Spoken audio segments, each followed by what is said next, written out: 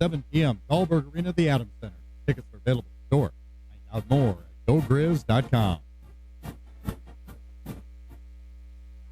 Thank you for making Polaris America's best-selling off-road brand.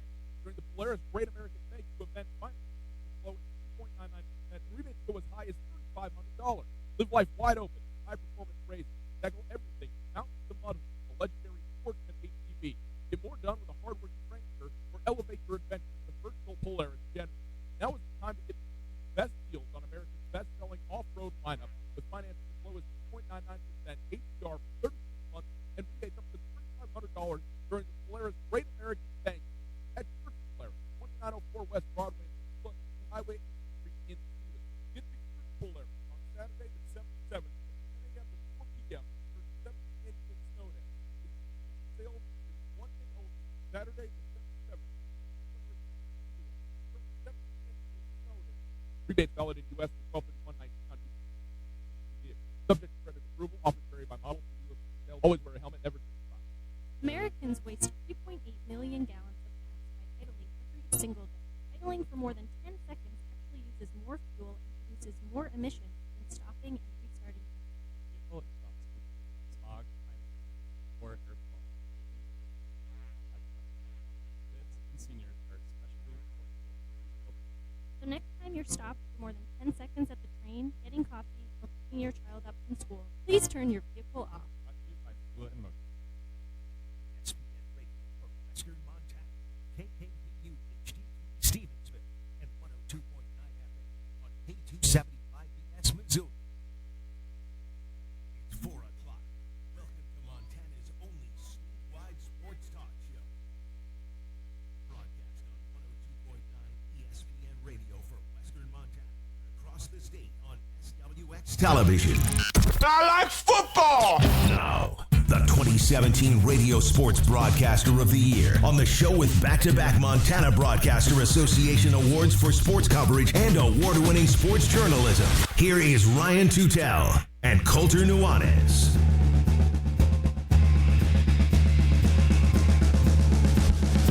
Hello, Montana.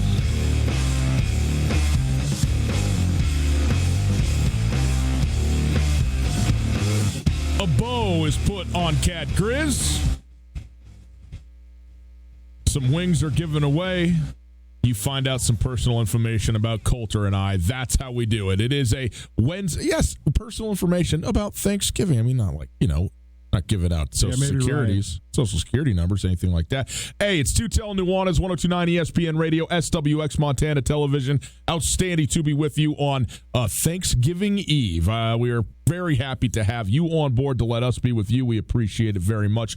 We are broadcasting live from the Kurtz Polaris studios. Kurtz Polaris is at 2904 West Broadway in Missoula, Highway 83 in Sealy. And on Saturday, December the 7th, they are having their 7th annual Kurtz Polaris Snow Day. Okay, so go check that out. It's the biggest sale of the entire year, one day only. And a little birdie told me they might even be available before 10 a.m., given that it is a playoff game on that Saturday in the city of Missoula.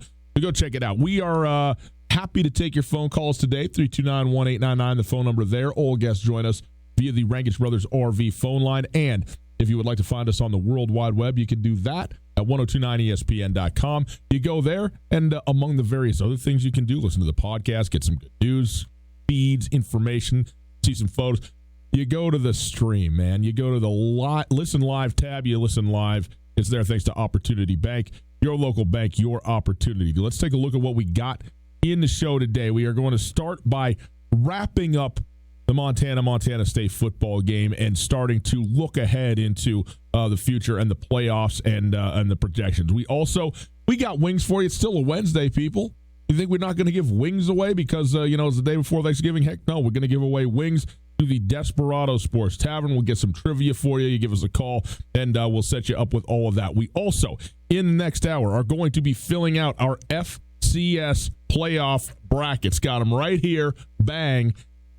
8 games this weekend, 8 more games the following weekend, including involving both Bozeman and Missoula, home games on December the 7th. So we're not going to fill out we'll fill out the winners here, or what we think will be the winners, and the bracket at large and see where we think we're going to go with it. So we'll have some fun today. It'll be enjoyable. We'll give some stuff away, and we'll get you set for Thanksgiving. Hey, if you're driving right now, cruising out of town, cruising around town, I know it's busy, people out there. It's a little gray out. Take it easy, man. Take it easy. Just enjoy yourself, okay? I know you're trying to get places, get with family, get away from look, just drive slow. 2 under the speed limit. Do that. Okay, there you go. That is our show outlook. It is brought to us by Shine Auto Detailing. Shine Auto Detailing. Go get your car detailed right now. In fact, they got a great deal.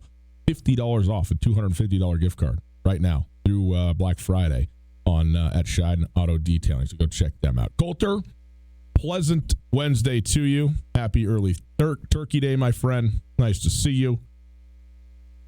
Okay, no nice reciprocation. Too, okay, Gus. thank you. I don't know what you want. Happy dude. Thanksgiving. Happy Thanksgiving Happy to Thanksgiving, dude. Is this your favorite holiday? It's close. The Christmas is my favorite holiday. Really? Why? The snow, generally the time off, There's not as much entertainment. No, there is not. NBA people. I love the NBA. People I love the NBA, but the games just, the Christmas Day games, it's sort of like the opening of the NBA season, even though that's been going for a couple months by that point.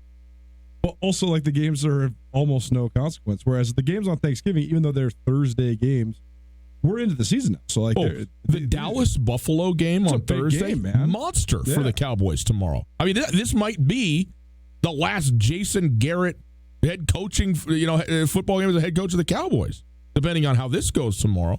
So I don't think that's going to happen. But yeah, there's big games. I love Thanksgiving. Jason Garrett about to get fired according to the years. No. But I mean, it's different when Jerry comes on there and says what he had to say. Sure, but I'll believe he'll actually fire him. I mean, Jerry's not afraid to fire anybody. He'll fire anyone. He would have to. Him firing Jason Garrett would be the ultimate proclamation of him admitting that he was wrong. It's a fact. By the way, he has never done that. First of all, if you are the owner and the GM and you have unilateral power in your organization, anybody that you fire is an admission to failure, or at some level. Like you hired this person, you brought them in, and now they can't be here. Or that's, it happens. It's not like, I don't think anybody's crazy, but that's self-indicting, and he has hired and fired multiple coaches. By the way, if you're on your way out of town, well, heck, wherever you are, wherever you're driving around, go to a Florence Coffee Company, would you? Stop by right now, get yourself a coffee. I got myself an Americano. Got an Americano over there. Got a cappuccino right here, like the foam for me. So hooking that thing up. For Florence Coffee Company, coffee break people. It's a Wednesday. We're doing it on a Wednesday, not a Friday. We got a long weekend ahead of you. Big Thanksgiving. Maybe you're going to be on the roads. Get a Florence Coffee right now. Drop in. There's kiosks all over the state of Montana. You go there and you enjoy yourself, and they do it right. An extra shot for every additional size. No additional charge for shots. Come on, man. Let's keep the consistency. Florence Coffee Company. They do it. Thanks to the Florence Coffee Company for our coffee break on this Wednesday afternoon. All right, Coulter. Let's finish up talking about Cat Grizz. We spent obviously a lot of time the early part of this week talking about it. It is, after all, the event of the year in the state of Montana from a sports standpoint.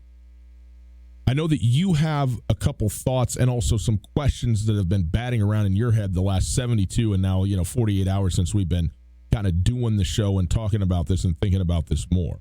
But I have a couple of thoughts about this as it pertains to a week and a half from now, which I want to get to with you. But I'll hear yours first and what you have on that.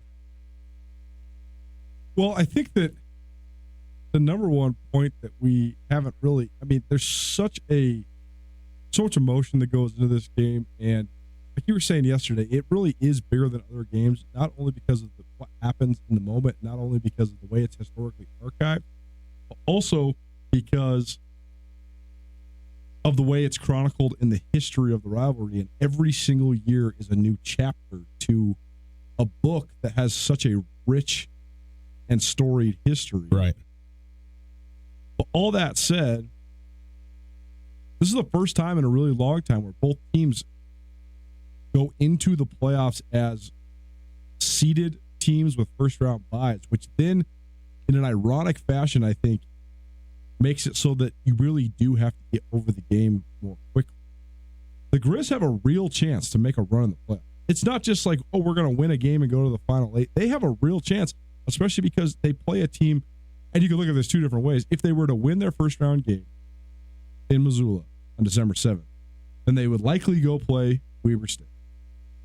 And if they don't go play Weber State, they're going to be playing a team they'd certainly be favored over in Missoula. So either way, but you can look at it one of two ways. They already destroyed Weber State, so it's a good matchup for them, or revenge game for Weber State. Okay, here nor there. To me, when I look at the bracket, I can see Montana marching into the Final, which would be a crazy step. I mean, they only got to win. Anybody, you only got to win 2 games. 2 games, right? 2 more games. And so that's why I think you have to absolutely flush the Cat Grizz result. When Bobby Hauck says, we're not going to get over it, I just, okay, it's okay if you're not over it as long as it doesn't affect you in a negative fashion the way you prepare. And then on the Montana State side of things, you're the kings of Bozeman. You're the kings of Montana. Like Jeff Choate said, control the 4 corners between the white lines. You control the 4 corners of the state. They are state champion. You can't get drunk on your own self, I guess is what I'm saying. The party has to end now. You can't read your own press. You absolutely have to refocus and treat it as if you're still that hungry team. Like Jeff Choate said in his press conference earlier this week, never back a Bobcat into the corner. They're so good with their backs against the wall. They've been so good in November. Only real hiccup they've had in November the last 3 seasons has been when they had to go to Fargo and they got destroyed by North Dakota State. But you have a chance to actually prove now, as the number 5 seed in this tournament, that your whole rhetoric and narrative surrounding your program, that you are the best late in the season, that you can fight your way out of any corner. Now you actually have to prove it. And I think that Montana State, what we've seen the last several years, they have a chance to embrace that and continue to perpetuate that narrative. But on the other hand, if they don't, to me, the number one thing that is the worst thing that could happen to you as a college football program, singularly within the scope of a game, within the scope of a season, or in the arc of an era, is complacency. Rob Ash is no longer the coach of Montana State because of complacency. That's all. That's it. That's all. There's all sorts of scandal that happened at the University of Montana, but I think complacency was a gigantic portion of the Grizz fall from grace as well. Can't let it happen. So how do you not let sorrow overwhelm you if you're the Grizzlies? How do you not let glory overwhelm you if you're the Bobcats? And if they both have a chance to take the result and ride it in a positive fashion, but they also both have a chance to take the result and have it impact them negatively. So I think that us putting a bow on this, they need to put a bow on it as well. Tutel Nuanez, 102.9 ESPN Radio. I think you're absolutely right. Like, it's so interesting because that game, really no matter how it goes, with both teams going into the postseason, can conceivably be a positive or a negative for both teams. Exactly. And as I said, I think on Monday, but to me still, it is of course about the coaches, and they have to articulate, distill, communicate a vision to their team that transfers all the energy, be it positive in the case of the Bobcats or negative in the case of the Grizzlies, into something that is a propulsive force into the postseason. They have to do that. But also, I think a lot of onus of this is on the players. And what has Travis DeCure told us about guys, working hard, guys playing with tenacity? How do you coach that? He says, you can't coach that. You recruit that. What is he saying? It's instilled. It's in the person. What are you made of? What type of person are you? And you have to have the guys on the team, the leadership on the team that is willing to take the ownership to manufacture a positive into the playoffs now, for good or bad, whether it's resetting the baseline if you're Montana State and still being hungry. Mitch Brott was asked, kind of what happened in the middle of the season? Why did you turn the corner? We started thinking we were good. Exactly. And when he said it, I thought he was going to say, we realized we were good and we started playing with confidence. No. He said, we started thinking we were good, and that's why we lost. As soon as we thought we were good, we lost. Exactly. Well, guess what? It's pretty easy to think you're good when you just pounded the number 3 team in the nation, your arch rival at home. It's pretty easy to start thinking you're pretty good. Totally. And if they learned that lesson, can they collectively learn the lesson that it matters and it will matter, but it doesn't matter this week. Doesn't matter for this game. You got to go earn it again. And for Montana State, again, can you overcome the thing that was that everybody that is of Montana faithful, certainly within the team, was blindsided by what happened on Saturday. If you take the Sacramento State losses by the two Montana schools, it took 2 weeks after the Sac State loss for Montana State to truly. I know that the Sacramento State exploited Montana State's weaknesses to the fullest, and they addressed those during the bye week, and then they tried to enact new things during North Dakota, and it just fell flat, and they were clunky, and they looked terrible. Yeah. Offensively, they looked really good defensively in that game, but offensively, no. But we were saying, well, how can you look so bad coming off of the bye? How? I don't think that Montana was exploited at almost just as high of a level, and they actually lost at Sac State by 2 extra scores compared to Montana State. But it didn't seem like the introspective soul searching. And maybe part of that is just the message that's conveyed to the media. I mean, we've talked about just how diametrically opposed these two coaches are. They're opposites in terms of the way that they deal with press. And maybe that's a part of the way that we absorb it. But I really do think that Montana State systematically revamped and also just remade a lot of the stuff that they were doing on both sides of the ball, X's and O's. I'm not sure Montana really did, but I also think that the systems that Montana runs, you don't necessarily need to. You just need to tighten it up and just continue to roll. Because what Montana State does is based on physicality, toughness, and endurance. Drag you into deep water, like Jeff Choate always said. Montana, their system is based on energy, emotion, and momentum. They want to just blitzkrieg you. They want to just batter you defensively. They don't care if they're giving up big plays. Right. They're just going to knock you out. They're going to make you tap out. And then on the other side, they're just going to boat race you. They're just going to score 50. And that's the stated goal every week. And so definitely different styles. But I do think that the analysis of the Montana State season, the fact that they did have to look in the mirror and then they did change the things that they needed to, and that helped them surge all the way into now being the number 5 seed in the playoffs, impressive. On the other hand, if you're Montana, I think you just have to regain the confidence. Because if you regain the confidence, I mean, if you're a coach out there, you are scared of the Grizzlies for sure. It doesn't matter. You're not going to say that in the press, but Montana's an intimidating team. Even if they do have holes on their roster, they're an intimidating team, especially the style that they play and the aggression that they play, particularly if you have to play Washington Grizzlies Stadium. No question. That said, I want to play for everybody again the soundbite coming out of the post-game press conference. And again, any soundbite is taken quote-unquote out of context, but to your point, this was like the last question asked of Bobby Hauck. He's kind of on his way out. There's guys from Montana State waiting to get in. There's all that stuff going on. I still think this is viable and worth talking about and worth thinking about as we go into the playoffs. So here you go, Bobby Hauck from the post-game press conference after the Cat Grizz game. How will you not let this become too big of a thing? Oh, it'll be a big thing. Setting It'll be hard. I can tell you, great next week. We won't. Now, he did say next week without knowing at that moment when Montana would be playing, if they would be getting a seed, which they did. And again, I think your assessment of this is probably a valid one. The point isn't, Bobby Hauck's never going to say, he did say it, right? He said, we're not going to get over it. It's going to be hard to do to get your mindset right for the playoff. I think that's honest. I think that's fair. He's also never going to come to you and say on, say, Monday at the press conference and go, yeah, there's no way we're going to be ready to go against Villanova or Southeastern Louisiana. Like, he's not going to say that. And that probably isn't true either. The point is that the Cat Grizz game, it lingers forever, good or bad, man. Like, it's something that is there. And the getting over it, maybe you don't need to get over it. You know what I mean? Maybe, in fact, getting over it is a bad thing. Maybe what you need to do is just deal with the fact of what you feel right now if you are the Montana Grizzlies. And that is, in fact, the thing that is the catalyst into your playoff game.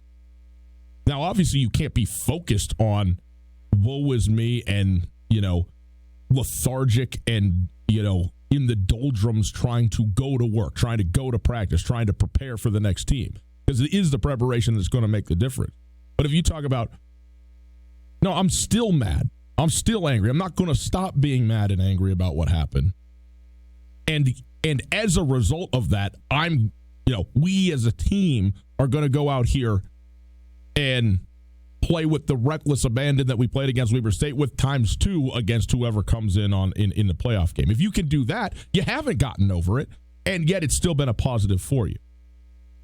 I don't know and again, I don't know how to do it. Like, there's no playbook here, man, where it goes, well, if you, the 5 stages of mourning or something like that, like where you work through, I don't know. It's for each individual and then, as corporately as a team to try and figure out.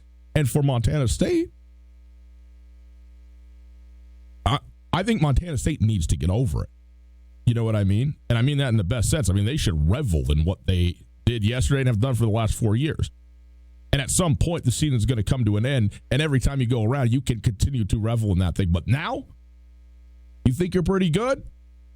And that's when you lose to Sacramento State, and then you lose to North Dakota, just like Mitch Broth said. So I think I actually think in a weird sense, it's more important for the Cats to get over the game in terms of having postseason success than it is for Montana. Totally, and I also think that the potential matchup with Sac State could be a gigantic barometer to how much a team can improve in the scope of a season. Mm-hmm. Montana State got shredded in that game. How do they did they really get better, or have they just been playing better against not as good of opponents? Because Sac State is the best team in the Big Sky. The body of work speaks 100% for itself. They played the other 3 playoff teams, and they won 2 of those games. And the game that they lost, while they were down 2 touchdowns when Kevin Thompson went out, still has an asterisk next to it because Weber State beat them without the Big Sky Offensive Player of the Year playing for the last 35 minutes of that game. So that said, a chance to go to California and get some retribution would be huge. Yeah, I mean, it would be what a deal it would be, right? If Montana, who pounded Weber, now has to go on the road to Weber, and Montana State, who got pounded by Sacramento State at home, goes to Sacramento to play in the second round. Now, I mean, we're putting the cart way ahead of the horse, but it's fun to think about. I mean, I got the bracket right here. I know how it looks. I know how I see the path. Well, and I mean, here's the thing that we haven't. How about Cat Grizz 2 at Frisco? How about that? How come nobody's talking about this, Coulter? I mean, because the Bison are still there. Is that why? Throw $100 down on it, you'll win $10 million. Because the odds of that are so. I think the Louisiana Purchase just becomes yours. I mean, man, the one thing we're not talking about is that I've heard nothing but when the Grizz play Weber, when the Cats play Sac State. No doubt. What if Villanova or Southeastern Louisiana or Albany or Central Connecticut State come to Montana and just whoop them? Look, who would have ever expected that after playing one of the games of their lives, Brock Coyle and Jordan Tripp both forcing fumbles at Bobcat Stadium to end the careers of Venarius McKee, Cody Kirk, and Tanner Blesky in Bozeman? One of the most underrated Cat Grizz wins of the modern Grizz era. And those guys slammed the door on a team that had won 3 straight Big Sky titles, denied them a playoff berth, and got to the playoffs themselves. Right. Who would have ever thought that in the coldest game in Washington Grizzly Stadium history, they would give up 42 points and lose to Coastal Carolina? Who was even Coastal Carolina? Nobody even knew what the Chanticleers were. I still don't know what a Chanticleer is. I think it's like a rooster. Makes the light turn on brighter, right? That's a chandelier. Right. The dad jokes. You're so good at dad jokes. Yeah, I'm a dad. That's why. But I mean, that's the thing. That's why you got to buckle down. So let me ask you this. But Montana State, just quick, got the far better situation. I mean, Albany or Central Connecticut State is probably a pretty juicy matchup for Montana State, whereas Southeast Louisiana, especially Villanova, I mean, that is that there's no just pencil it into the second round on those two. So anyway, sorry, that's just worth noting. One other factor I think that's worth noting is that Bobby Houck has had first round buys in the playoffs many times. and has been playoff seeded many times and has played in, I mean, I don't even know. I don't think it's outlandish to say dozens of playoff games. I mean, Montana's had a lot of playoff in the last 20 years, and he was the head coach for 7 of those seasons. So, I mean, even just runs to the 2004, 2008, and 2009, that's a dozen games right there. So you talk about the other 4 years, Sure. Probably close to 25 times. So that I'm sure he has a systematic plan. He's been a college head coach for a decade plus, and he's been a FCS head coach for almost a decade now. He has a plan for what they want to do. You know, how do you navigate a Thanksgiving week where you have Thanksgiving off? That said, back then, a lot of time in the 16-team playoff, the playoffs used to start earlier. So even if you did have a bye, you'd have a home game on Thanksgiving. Regardless, he's got a plan. Jeff Choate talked about on Monday that he was devising a plan, but that he was reaching out. He said he called Courtney Messingham, former Montana State offensive coordinator, who's now the offensive coordinator at Kansas State, by way of North Dakota State, and asked him, hey, you guys get a bye every year. How do you deal with Thanksgiving week and a bye? He said he called Jay Hill, Weber State head coach, who's had a bye 2 years in a row. Jay, how do you navigate this? So what Montana State did is they came in on Sunday, watched film like they usually do. Monday, they had their put a bow on it, flush it, start prepping for whoever's next. But whoever's next is unknown. You don't know, right? So they had what he calls a good versus good practices on Mondays and Tuesday. So basically just ones versus ones, and it's a lot of internal self-scout type stuff. Wednesday, kind of a walkthrough, and then like a young guys battle it out, let the red shirts get after a little bit. Older guys cheer them on. They're taking Thursday off, which they have all year. That's one thing that we haven't talked about at all. Montana State taking Thursdays off instead of Mondays off. It's pretty typical around the country that people take Mondays off. But they like to get the work in and then have the day off closer to the game. Yeah. Which, I don't know. I was thinking it was hurting them earlier on in the season, but now, I mean, it's hard to say that it's done nothing but help them because they look so much more fresh and physical, which is what they need and what they want. But then he gives them Friday off, and then they report back Saturday afternoon for meetings, and then they'll have their first the Albany Central Connecticut State games East Coast, so it's going to be at 10 o'clock in the morning. So they'll know who they're playing by the time those kids report back. They have their staff preparing scouting reports on both of them, and then whoever it's going to be, boom, that's what you hand to the kids. But I don't know, what do you think of just that dynamic? The fact that Bobby Hauck has experience, Jeff Choate doesn't, but then also just that sort of schedule that Jeff Choate is enacting this week. Yeah, it's a good question. Stu Tell Nuanez, 102.9 ESPN Radio. I don't know. I think at times, look, there's no question that there's no substitute for experience and how you're doing it. But also, I mean, though it wasn't a bye, there's a lot more players on Montana State that have playoff experience than does Montana. Certainly. But then you transfer the coaches, and there's more experience from the coaching side of things on the Grizzlies side. How you navigate the whole thing, I don't know, man. I just don't know. I think that you just have to show up and play well. Bobby Hauck answered a question in the post-game press conference, and I forget exactly what it was that was posted, but he kind of rambled on for about 50, 60 seconds, kind of assessing this, assessing that, and then he's just stopped and he goes, and I don't know, maybe it's all just BS. You just got to play better. Well, and that's, I think, I mean, we have jobs because of this, the exhaustive and in-depth analysis. That's why football is the thing that dominates talk air radio waves, because you can just analyze things at such a deep level. But really, I mean, Bobby Hauck's opening statement, he said, they played great, we played terrible. That's how you get beat 48-14. Yeah, and also, look, man, but the thing is, that was the narrative the week before, too, and that's something that I think that Grizz people have to grasp, is that I've heard so much. Did Montana have a huge letdown after Weber State, or how do you beat Weber State like you did and then lose the Cats like you did? The factor that's not being accounted for is that Weber State played the worst game they could have played. Yes. Montana sure had an influence on that. Just like Montana State had a huge influence on Montana playing a bad game. But at some point, you kill yourself, too. And when you're playing a really good team like Weber was when they played the Grizz, and like the Grizz were when they played the Cats, the really good team is going to destroy you. You know what's funny, too, man, is that in situations like this, like, coaches are never going to come out and say, a lot of things. But it's interesting that the biggest truth about what happened, maybe not the biggest one, an absolute central reality of what happened on Saturday is something that neither Montana State nor Montana can admit publicly, although they've alluded to it, but they can't get to the true significance of it. And that is that Montana prepared exhaustively, and Bobby Hauck talked about it. He said it's not an excuse, but it is a fact, but it is real. They prepared for Troy Anderson and probably Troy Anderson at quarterback almost exclusively for the entire week of build-up to this game. And it is not there at all. And there's no excuse to make because the best player in the game didn't even play against you, and you still got hammered. And look, guess what? Montana State prepared Sammy Kim. And let me tell you this. Different positions. I get what you're saying. Troy Anderson not being on the field didn't force you to bring the ball back to the 14, then take a delay a game on the first play, then fumble the first ball. Exactly. All of that. So this is not about able to tackle less than 8 yards down the field in the inside zone.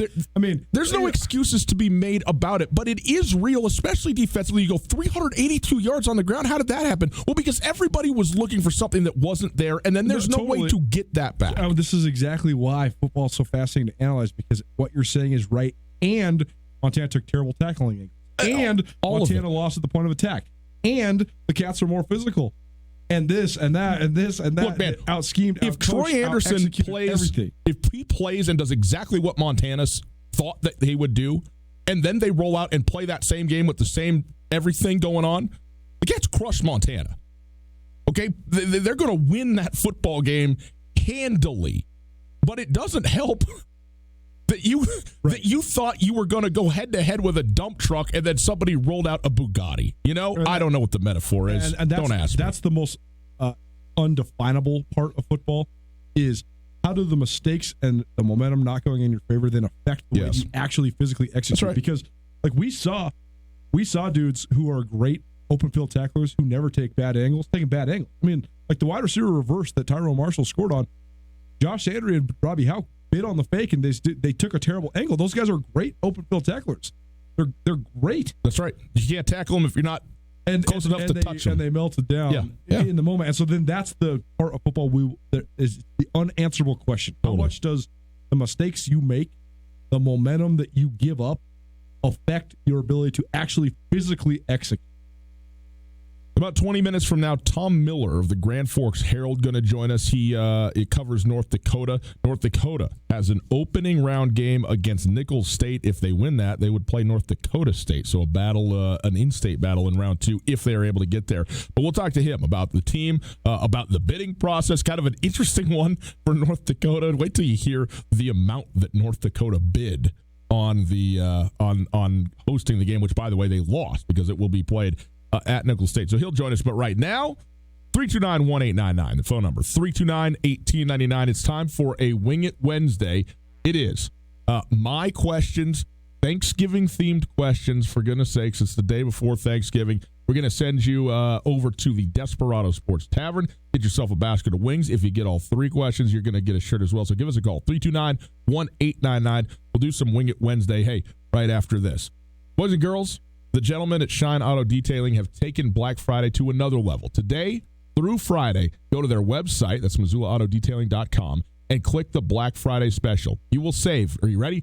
$50 on a $250 gift card, plus they will give you a $75 headlight restoration for free. That means you're going to save $125. Go to their website, MissoulaAutoDetailing.com, or just search Auto Detailing and click the one with 10 times more 5-star reviews than anyone else. Go to their site and click Black Friday Special. Save $125. Go now, and your Christmas shopping can be all done. Gather your friends and family and join the Montana Club for their annual Thanksgiving feast, featuring succulent oven-roasted turkey or tender, juicy prime rib, and all the mouth-watering sides. And don't forget the pie. Enjoy home-style pecan, pumpkin, or pumpkin cheesecake to top off your meal. Thanksgiving feast starts at 11 a.m., and they'll also offer their full menu as well. Open 8 to 7 Thanksgiving Day. The Montana Club on Brooks and North Reserve, Missoula. Black Friday is coming, and for the hunter or gun enthusiast on your list, the best Black Friday sale is once again at Selway Armory. Selway Armory's annual Black Friday sale is the stuff of legend, with tons of inventory at and even below cost. Put Selway Armory on your schedule and get there this Black Friday and Saturday for the sale of the year on firearms, ammunition, and accessories. Get to the store at 2825 Stockyard Road, Unit E6 behind IHOP on North Reserve. Selway Armory's Black Friday sale, the best there is. Hey, it's Coulter, and I'm here with Catherine from The Advocates. If you've been in a car accident or need help dealing with the insurance companies, you should give The Advocates a call. They can tell you if you have a case right over the phone. That's right. It doesn't cost anything to call, and we'd be happy to talk to you and assess your situation. You don't want to have to deal with contacting the insurance companies and setting up a claim. We can do that for you. We take the hassle out of the process, so you can just focus on getting better. There you go, folks. If you've been injured in an accident, give The Advocates a call. 406-640-4444. Online at MontanaAdvocates.com. You deserve The Advocates. Hey there, Missoula. Mark Moss with Ellis, inviting you to join us for an evening of live storytelling at the Wilma December 10th at 7 p.m. Eight storytellers take the stage to share their true personal stories from memory on the theme History. We again welcome American Sign Language interpreters who will sign for our guests in Missoula School. Get your tickets now. Dr. Rudy's for Log Dance events December 10th, 7 p.m. at the Wilma. This is Tom Skerritt. Each year, nearly 2 million children die from preventable diseases. Each day, 30,000 people die from hunger. 500 each hour for children. The Oregon Project is turning this around. We need your help. To learn more, go to OregonProject.org. ORGEN. Hey there, Coulter Nuanez from your favorite daily sports talk show, Two Tell Nuanez. I'm here with Tom from Aspen Sound. Tom, last winter I got a sweet car starter. It's something I think everybody needs. You know, Coulter, I couldn't agree more, and my wife sure thinks so too. We've got a lot of sweet deals. We actually have it capable now where you can start it from your phone from anywhere you'd like. We have two-way remotes that'll confirm to you the vehicle started all the way down to our basic package starting at just $299 installed. Come on in and check us out.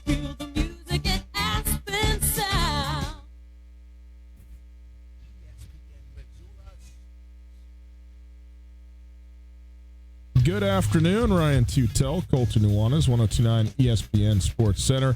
At Coulter, there's a whole bunch of awards handed out this week for the Big Sky Conference top all conference teams, Conference 1, Conference 2, Team 1, Team 2. Tell the people who won the awards, especially Defensive Player of the Year. Olson Shared, Defensive Player of the Year, University of Montana, senior linebacker, with Jonah Williams from Weber State. Olson leads the FCS with 151 tackles while averaging 12.6 tackles per game. He's a finalist for the Buck Buchanan Award, which will be given in January for the National Defensive Player of the Year. Montana running back Marcus Knight, or Newcomer of the Year honors. He transferred from Citrus College, has 930 rushing yards and 21 total touchdowns this year. 5 Montana State Bobcats earned first team All Big Sky honors, including Troy Anderson as an outside linebacker. The junior from Dillon was a unanimous selection on offense last season, meaning he is the first player in the two-platoon era in Big Sky history to earn first-team all-league honors on both sides of the ball. MSU senior Mitch Brott, he's an offensive tackle. All-purpose player Travis Johnson, who's also a senior. Senior inside linebacker Josh Hill and senior strong safety Brayton Conkle also all earned first-team all-league honors. Jerry Lou McGee, the unanimous pick as a punt returner for the Grizz. This ESPN Missoula Sports Center is brought to you by Aspen Sound.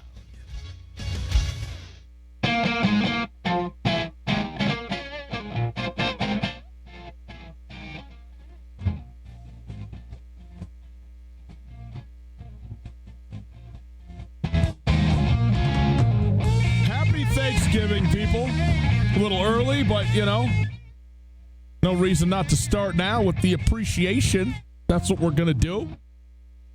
Broadcasting live from the Kurtz Polaris studios. It's Tutel Nuanez. Great to be with all of you out there on the radios, on the televisions, on your internets and whatnot. Appreciate letting us be with you. We are broadcasting live from the Kurtz Polaris studios. Kurtz Polaris at 2904 West Broadway in Missoula, and on Saturday, December 7th. That's just a week from this Saturday. Their 7th annual snow day, 10 a.m. to 4 p.m., one day only. Maybe even a little before 10, in fact. But check them out. Get everything off your Christmas list one day only at Kurtz Polaris. We go now to the Regs Brothers RV phone line for a Wing It Wednesday, and we welcome in Justin to the show. Justin, how are you? Not bad. How about you guys? We're doing great. We appreciate you being with us. Happy Thanksgiving. You got any plans? You going anywhere? What are you up to here for this next couple of days? I got work off the whole week, so I'm doing like a little family thing early tomorrow, and doing like dinner with the friends that night. So okay, that sounds pretty good, man. Yeah, enjoy yourself on that whole thing. That sounds all right. Now here's the deal, Justin. We got 3 questions for you. They are my questions revolving around Thanksgiving. Okay, and if you get 2 of them right, you got yourself a basket of wings. If you got all 3. You also got yourself a shirt from the Desperado as well. If you need help on any one of these, Coulter is your lifeline, okay? Good, man. All right, here we go. Boy, some chicken wings would really hit the spot. Tell me likey. Tell me want wingy. All right, Justin, question number 1 for you, my man. What is the best Thanksgiving dish? I'm going to have to say, like, just one item? Yeah, that's right. One option on the table. What's the best one? Turkey. Turkey is correct. Justin, excellent job. Excellent job. Turkey is correct. Question number 2 for you, Justin. Who is the best group of people to spend the holidays with? Family, friends, alone? I'm going to gotta go with family. Do we want to give him another guess? What do you want him to say, alone? You've never been alone for 1 second. You don't even know what it's like. It's the thing. I feel like Olaf the snowman who only wants to know what summer is. All I want to be is by myself sometimes, and just if I could just be alone, things would go so great. Look, I know it's a time to be together, but my goodness, if the answer isn't alone. Family is a great answer, Justin. Excellent work. That's a basket of wings to you, my friend, from the Desperado. 3rd and final question for you. What is the best holiday? The best holiday? Yes. And don't forget, Coulter is your lifeline. You have not used your lifeline yet. Well, let's have him weigh in on this one. Yeah, Chris.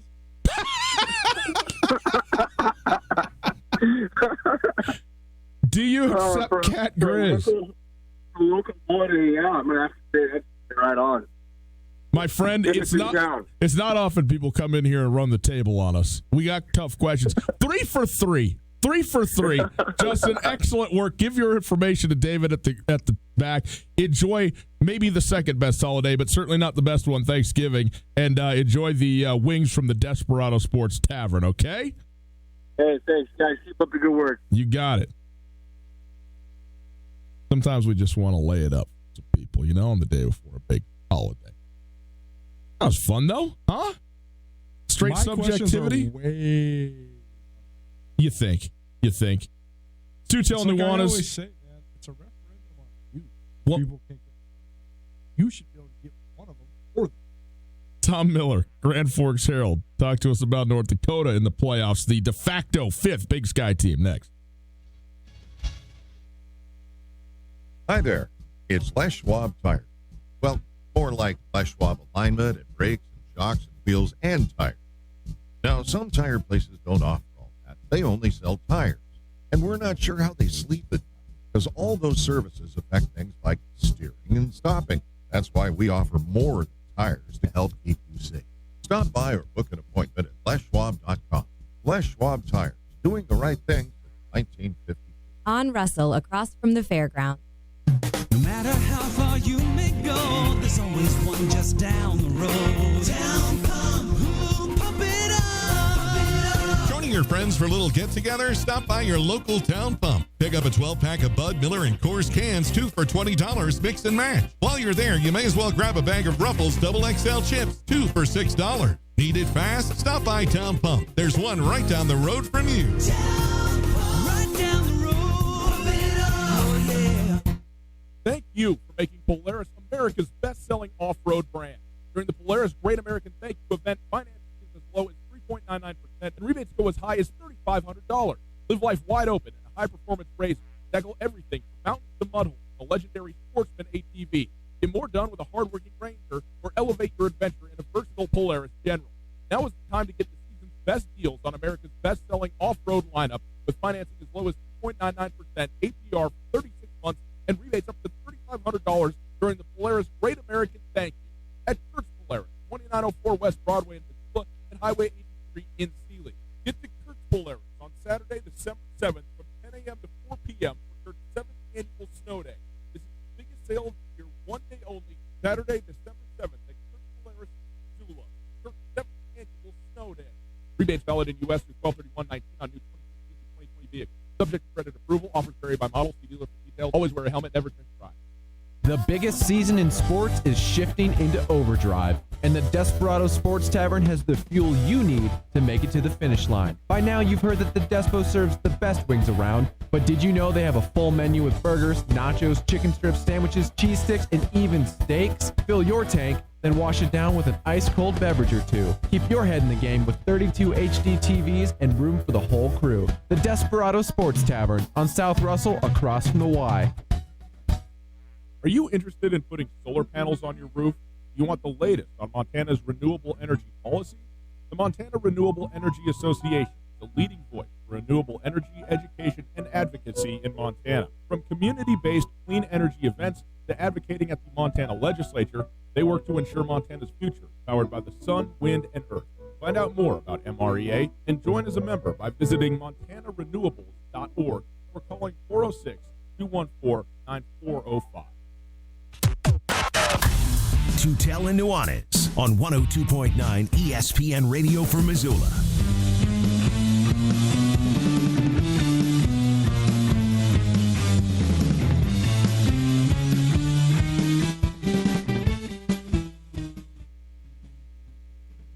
The playoffs are still a week and a half away for the state of Montana, but they are right around the corner for the state of North Dakota, specifically Fighting Hawks of North Dakota.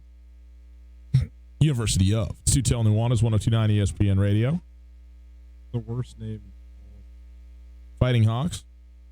It wouldn't be if they didn't have a sweet name before. I get the whole political element of it, but like, they don't Good choice. I mean, Tutel and Nuanez, 102.9 ESPN Radio. Jerseys, though, I'll wear my the hockey jerseys. Sioux hockey jerseys. They're sweet, man. Hockey jerseys are tough to beat. And I get they had to get rid of it and stuff. I just honestly, I thought they could have maintained. They could have established themselves as something truly unique. If they would not had it. Just go University of North Dakota. UND. Yeah. North Dakota, UND. University of North Dakota, UND. Got three ways to say it. Well, they're the Fighting Hawks now. We are broadcasting live from the Kurtz Polaris studios. Kurtz Polaris at 2904 West Broadway in Missoula, Highway 83. On Saturday, December 7th, it's Kurt's 7th annual Snow Day. One day only, 10 a.m. to 4 p.m. Save, a ton of money and get everybody knocked off on the Christmas list, and they will all love you because everything you're going to get there is going to be great. Kurtz Polaris on December 7th. All right, it is time now to go to the Range Brothers RV phone line. Well, happy to welcome back to the show Tom Miller from the Grand Forks Herald, the North Dakota Fighting Hawks, playing Nicholls State this weekend in the first round of the FCS playoffs. And according to reports, the Fighting Hawks, the last team to get into the field of 24, as they were made by the committee last Sunday. And Tom, let's talk about that first. They're in. That's great. They're the last team in. It doesn't matter as long as you get in. Did you think that North Dakota would get in, and are you surprised that they were the last team to get in, according to what we've I think I wasn't surprised. I would have been very surprised if it had been left out. Just because nobody on the bubble had a win like UND had over Montana State. And once Montana State beat Montana and the way they did it, I just felt it was going to be really difficult to say, hey, this team that beat Montana State, that's kind of the buzz of the SCS today. It was going to be hard to leave UND out in that sense. Navigating this entire season, last season as well, honestly, without being sort of impact that had on it. And there was a lot of talk. I mean, I remember when North Dakota beat Montana State, I talked to Craig Haley, that's on the phone. he was saying, hey, I'm not trying to ever advocate for any sort of team, but you cover the Big Sky. You should let your people out west know that, hey, North Dakota's good. Like they had, at that point, I think they had beaten a top 25 Sam Houston team, top 12 UC Davis team, and then the Cats. And so I had voted North Dakota in my top 15 consistently, and they had a hard time even breaking into the national poll. And I think that part of that is because they just were sort of this independent team. But in your mind, how did you think it just affected their national reputation?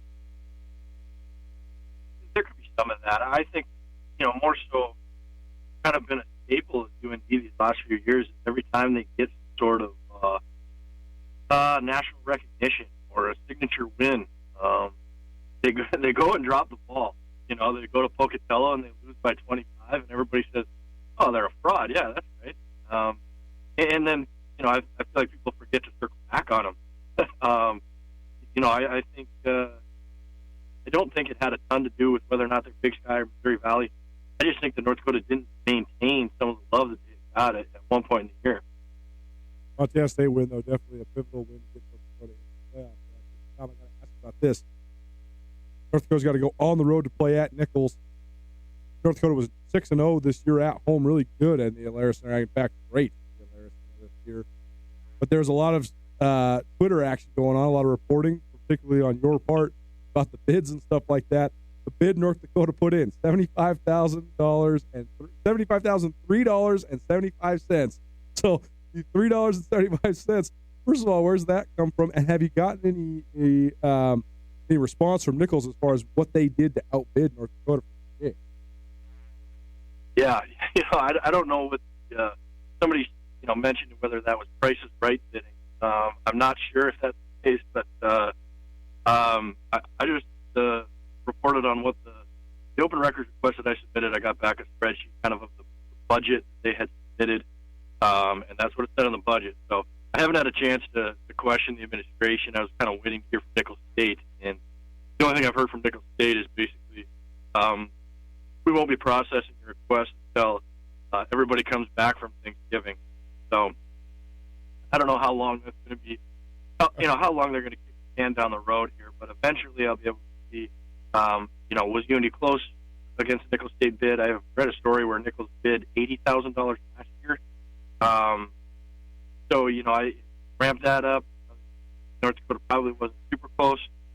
I find that pretty interesting because, Nichols has drawn well in the first round, but UND's only playoff game they've hosted, they drew 9,500 as well, which is likely what Nichols is looking at. So comparable attendances, apparently different approaches to the bidding process.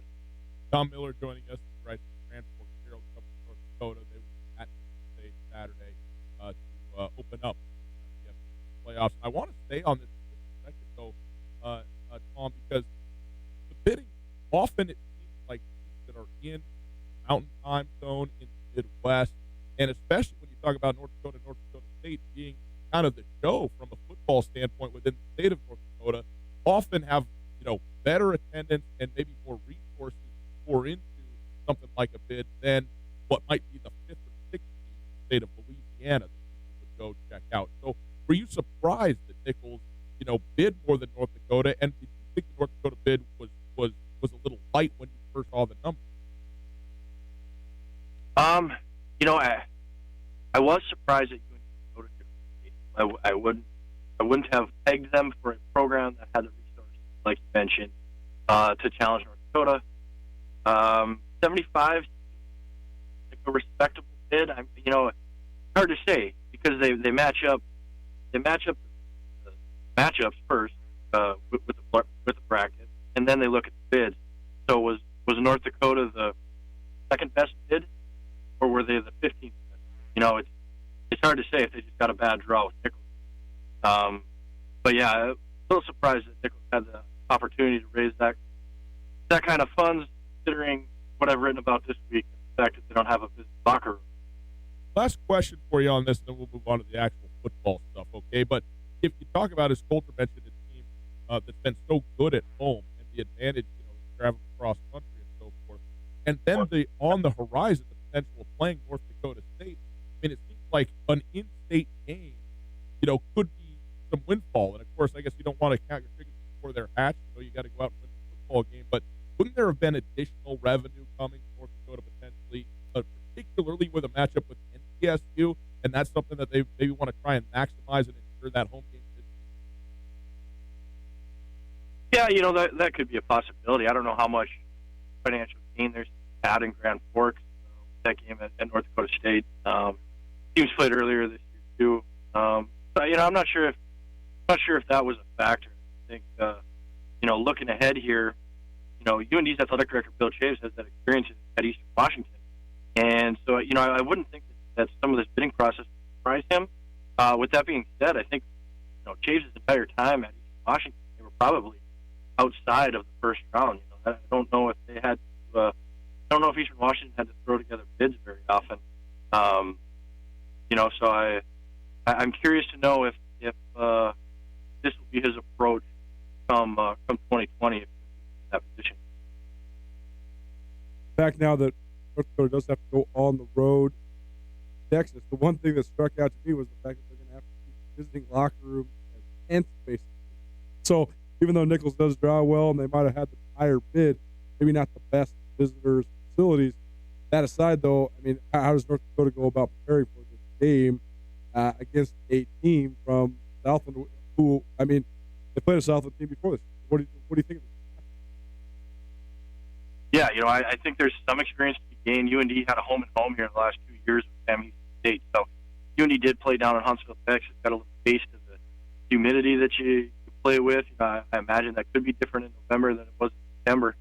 But I think there's at least, I think even it helps to have some film where Nicholls State might be a bit of a random opponent, but at least you can see them play a similar team you played because both teams played Sam Houston State this year.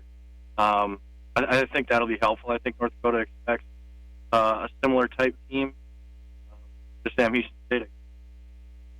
And then, Tom, when you talk about North Dakota and what they've done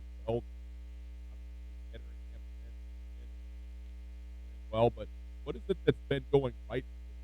They have had a couple ones that scratch your head out, but they've got some great wins. Really, on the whole, played well.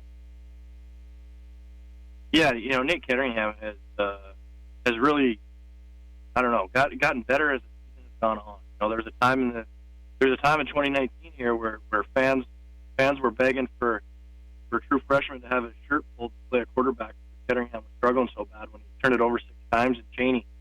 But as the season has gone on, he really played well.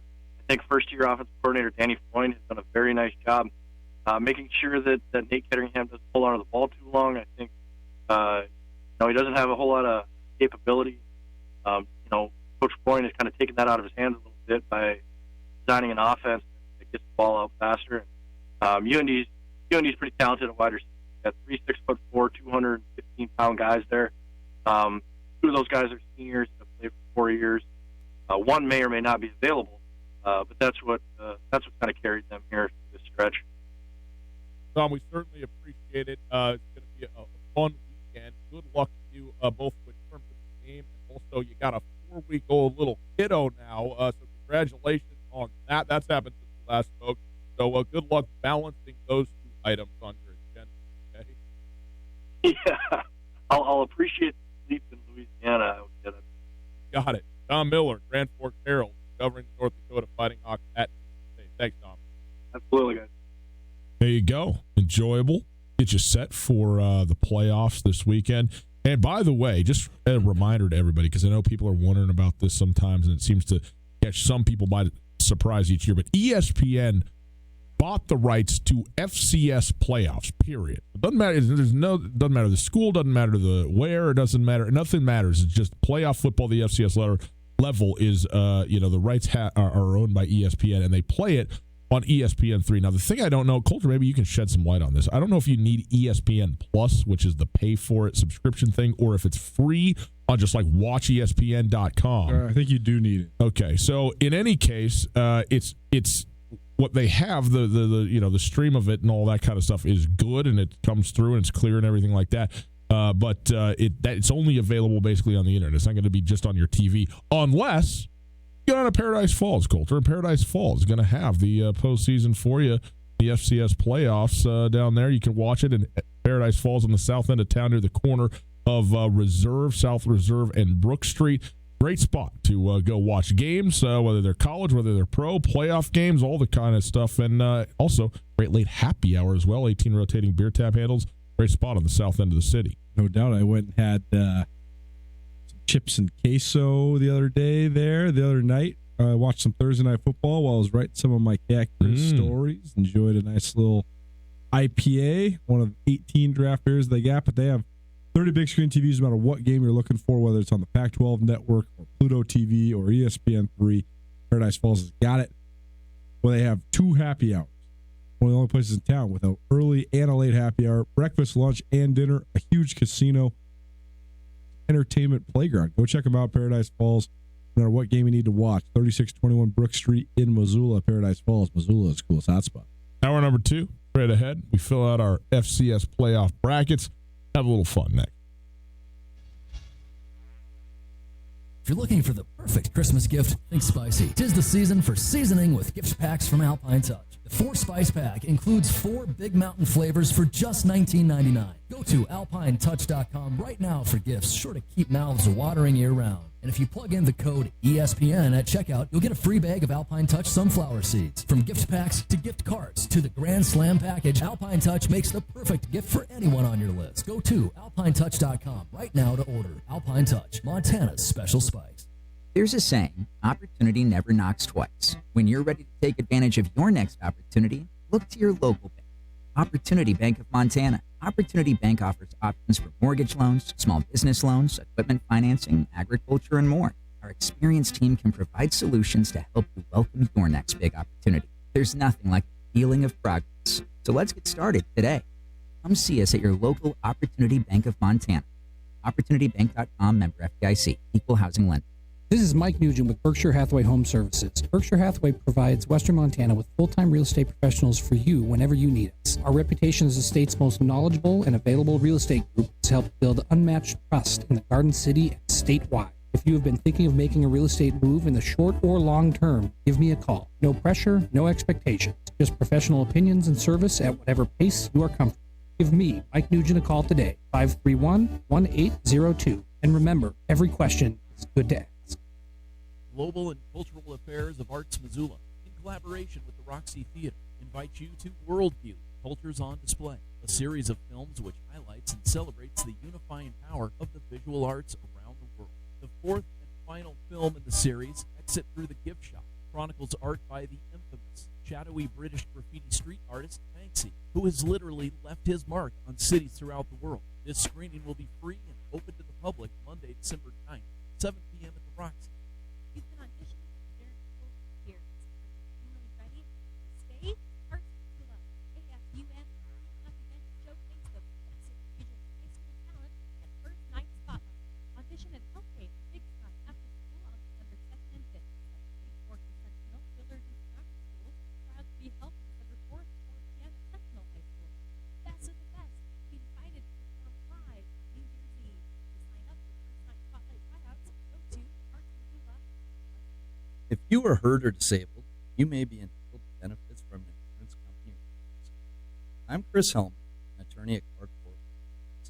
Our Missoula firm specializes in worker compensation, personal injury, and Social Security disability. There are many unknowns when injured or disabled. The other side is fighting hard. You should too. Call Clark Court Law 728-0168 for a free consultation or visit clarkcourtlaw.com. Again, 728 ESPN Radio for Western Montana, KKVU HD3 Stevensville, and 102.9 FM on K275BS Missoula. ESPN Missoula. Good afternoon, Ryan Tutel, Culture Nuanez. Here's some sports news for you. A collection of Montana Grizzlies and Montana State Bobcats received honors from the Big Sky Conference Tuesday, including Grizz senior linebacker Dante Olson, who earned Co-Defensive Player of the Year. Olson was the lone unanimous first-team All-Big Sky selection on defense to go with sharing top defensive honors with Weber State senior defensive end Jonah Williams. Olson leads the FCS with 151 tackles, while his average of 12.6 tackles per game ranks second. The Buck Buchanan Award finalist has 9.5 tackles for loss and has been an instrumental part of the Grizz defense that held opponents to an average of 135 rushing yards per game.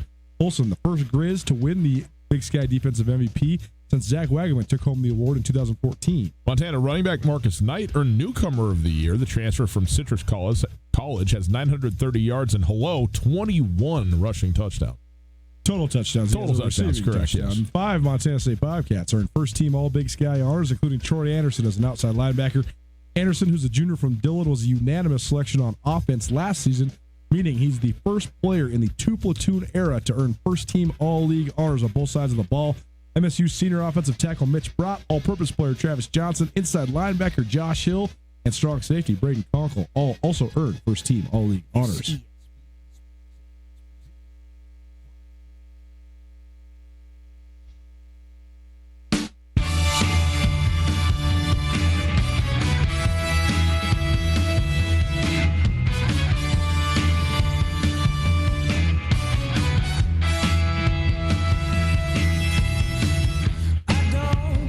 Hour number 2, boys and girls. Great to be with you on a Wednesday afternoon, now evening, heading into Thanksgiving.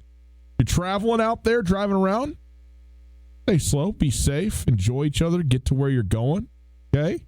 Take it easy on the streets out there. Hope you are excited, man. I love Thanksgiving Eve, man. Going to get together with everybody. It's a fun day. We are broadcasting live from the Kurtz Polaris studios. Kurtz Polaris is at 2904 West Broadway in Missoula. Go check them out on Saturday, December the 7th. One day only, 10 a.m. to 4 p.m. It is the 7th annual snow day, the biggest sale of the entire year. One day at Kurtz Polaris. That's a week from this Saturday.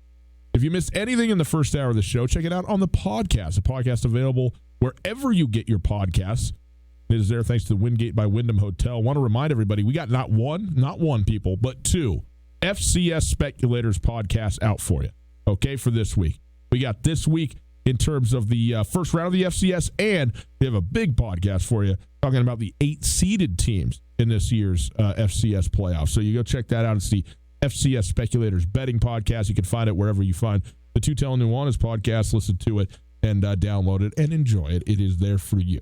Coulter, let's talk about these FCS playoffs a little bit and maybe start to put our brackets together just a little bit, okay? Now, you and I have spent a fair amount of time now with the bracket and with the teams. Now, we haven't watched extensively all of the 16 teams that are in this thing, of course, play nationwide. Central Connecticut State, for instance, they're 11-1, really good football team, but from the Patriot League and not having full what do they have, like 30 scholarships, something like that? The Northeast Conference has not been fully funded. I cannot say with the utmost confidence whether they are or not right now. I know when Wagner played at Montana State last season, Wagner had 35 scholarships, and that's the same conference, so I imagine that the limitations are still the same. Monmouth head coach was on our show earlier this year. They used to be in that league, and he talked about 35 scholarships, so I think that that's kind of the number, but I cannot say with confidence because they might have gone fully funded this year. I don't know. I don't think so, but I don't know. So I don't want to go through this thing and just bore the people by just picking every single game and so forth and so on. Well, why not? But what I would like to do is I want you to go through the 8 seeds and look at the teams that could potentially be there for the seeded teams and tell me a team or two that you think have where maybe there's a seed that doesn't move on. I mean, Central Arkansas is the number 8 seed, and of the seeded teams, they are certainly the one team that is there where you go, they're not one of the blue bloods. The UCA is not a team that is, they're a very good team, but they're despite their colored field. Correct. But they have not been there, in the history of their program and so forth, and so on, like everybody else. And so, for instance, I think Illinois State, Southeast Missouri State, it wouldn't surprise me if those two teams might be favored in the game, whoever wins that one, going to Central Arkansas. I mean, I think there's really a good chance of that, even though they do have a home game, and UCA has been, really good this year. But everybody else, I mean, Northern Illinois lost by 38-7 to South Dakota State 2 weeks ago.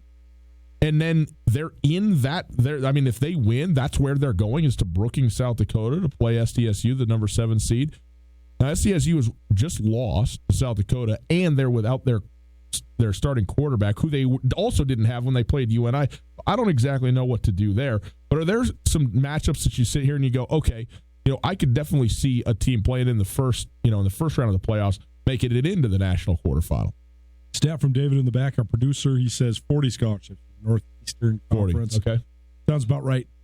Central Arkansas, the reason that Central Arkansas is not a blue blood yet is because they've only been in the Division I since 2007. But they have made the playoffs 2011, 2012, 2016, 2017, and 2019. Central Arkansas, as you heard, or as you will hear when you listen to the FCS speculators, they're experiencing on a little bit lesser of a level, but still experiencing when you're in a state that doesn't have pro sports and you are the biggest show in town if you're college sports, and then you are a school that is an FCS while there's an FBS. In other words, Arkansas is there. Arkansas State is there. Correct. Arkansas has been bad. That's made Arkansas State better and Central Arkansas better. It's just like Minnesota's been god-awful for the last 15 years. Why is NDSU so good? Because they can go to Minneapolis and get dudes who maybe in the 90s would have stayed home. Right. Instead, they go to North Dakota State. But right now, UCA is the show. They're the show right now. UCA is the. UCA can win recruiting battles against Arkansas State because they can say, well, do you want to actually compete for a national championship, which they're not quite that level yet, but they're in the playoff. They're in the tournament. They're the seeded team in a tournament. Exactly. Right. As it compared to Arkansas State, best case scenario, you win the Sun Belt and you play in the Meineke Tires Bowl or whatever you guys love to watch on pointless December Tuesdays. All of them. Bring them all on. Regardless, I do think that Central Arkansas, while they have a very good program, is the most vulnerable, particularly because Illinois State, before their quarterback went down with an injury, was the number 6 or 7 team in the country. They're ferocious pass rush. I think they're second in the country in sacks behind Sac State. And Southeast Missouri State has a veteran quarterback in Daniel Santa Canaria, and they have playoff experience. They won playoff games last year as well.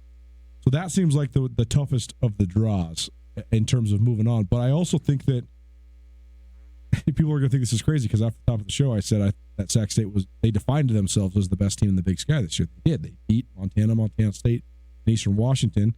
And although they lost to Weber State, they played all the best teams in the league. That said, they have never been to the playoffs. They have not been to this tournament ever. So what's that going to be like for them, especially when they're playing Furman? Tradition is a huge thing in college football, and even if you have different just players, like that, no chance for Austin Peay against Furman. It's just going to be Furman. I just think that Austin Peay is a team that's new on the scene too. They're recently an FCS. I just think that knowing how to navigate the moment, knowing what it's. I mean, regardless if you've ever been to the play, I mean, just having any sort of administrative or fan base tradition that the people know how to navigate the situation. Mm-hmm. Plus just like the pride in the program and all those sorts of things. Sac State, if they drew Furman's been, I think, the third most times to the playoffs of any team in this bracket. Yeah. I just think that they could be prone for an upset. I mean, you never know. I mean, at what point learning to not read your own headlines is a learned experience? At what point does it get in the way? I'm not predicting that Sac State's going to, but Kevin Thompson, since they played their last game, they're going to have 2 weeks off to listen about Kevin Thompson as the offensive player of the year. Mm-hmm. George Urbina not getting the defensive player of the year, so that actually could be a motivating factor. Troy Taylor, just this afternoon, named the coach of the year. I mean, at what point do your headlines get in the way? I'm not sure, but I just think that Sac State could be primed for one. I don't know. You pointed to the Northern Iowa South Dakota State potential matchup if Northern Iowa can get past San Diego.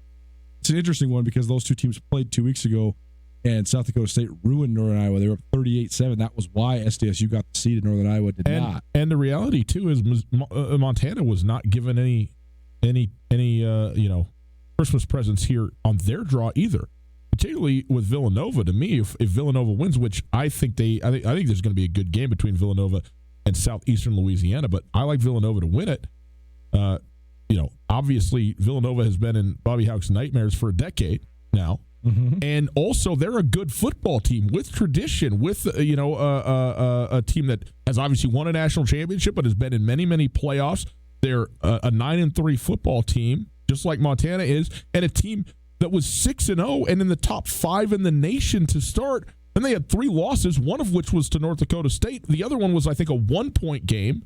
In the second loss, I forget the third one. But the point is, this is a really good football team who is now on, a 3-game winning streak heading into the postseason. And so, if they were able to get by Southeast Louisiana, which I don't think is a sure thing by any stretch, but I think that's who I got. I got Villanova winning that game. I think that becomes a very intriguing matchup in Montana for all the reasons we led with about Montana and they're dealing with the loss to Montana State, but also straight up because Villanova is a good football team. This is not, just the best team in a bad conference that would be playing in Missoula if that were to be the case. Well, and also the number one factor we haven't touched on Montana yet is just the health of the team. I mean, make no mistake, Montana State's pass rush was ferocious last Saturday, but Dalton Sneed's ankle is also clearly not good. Right. He had a really hard time getting away from any sort of pressure. And that could be something that could be continued to be exploited throughout the playoffs. The other team I think that I was impressed with when we saw them in person, I've been even more impressed with the way that they have won 8 in a row and now they enter the playoff bracket really hot, is Monmouth. I think Monmouth will take care of Holy Cross pretty easily. It's just a bad draw for them because then they're going to have to go on the road and play at James Madison. Yeah. It's too bad because, a Monmouth versus, South Dakota State. I mean, I don't know. It's an uphill battle when you're playing any of the top 8 teams, but Monmouth Central Arkansas, that could be a good game. I mean, Montana was a game into the fourth quarter, and then Montana scored to win going away by 20. But, I mean, it was I think, 8-point game with about 10 minutes to go. Mm-hmm. Monmouth was hanging in Missoula. So, and they've gotten better since then. I mean, Pete Guerrero is one of the best running backs in the country. Kenji Bahar is he's a great quarterback. He was the Big South Player of the Year. The thing that I think that you got to remember about this is that the expansion of the playoffs has been basically all for naught when it comes to any sort of parity or any sort of upsets. There's only ever been 2 seeded teams that have made the unseeded teams, that have made the semifinals.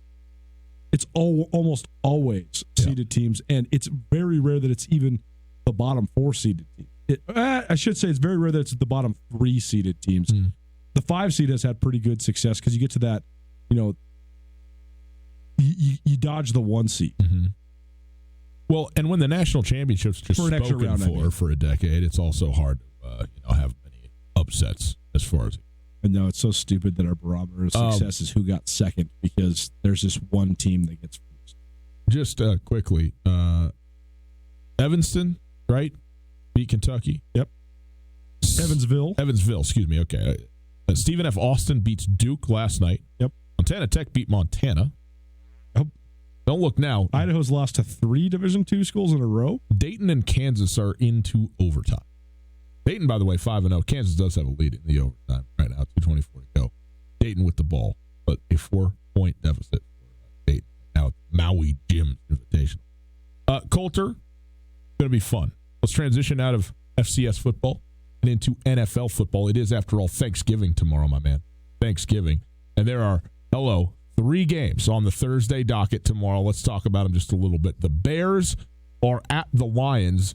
The awful offense of the Chicago Bears against the utter mediocrity, if not, if even that good, of the Detroit Lions.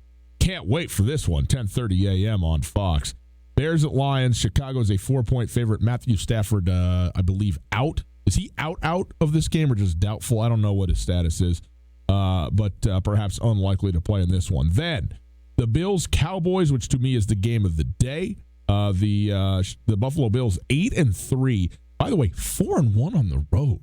The Buffalo Bills this season. Very good for the Buffalo Bills.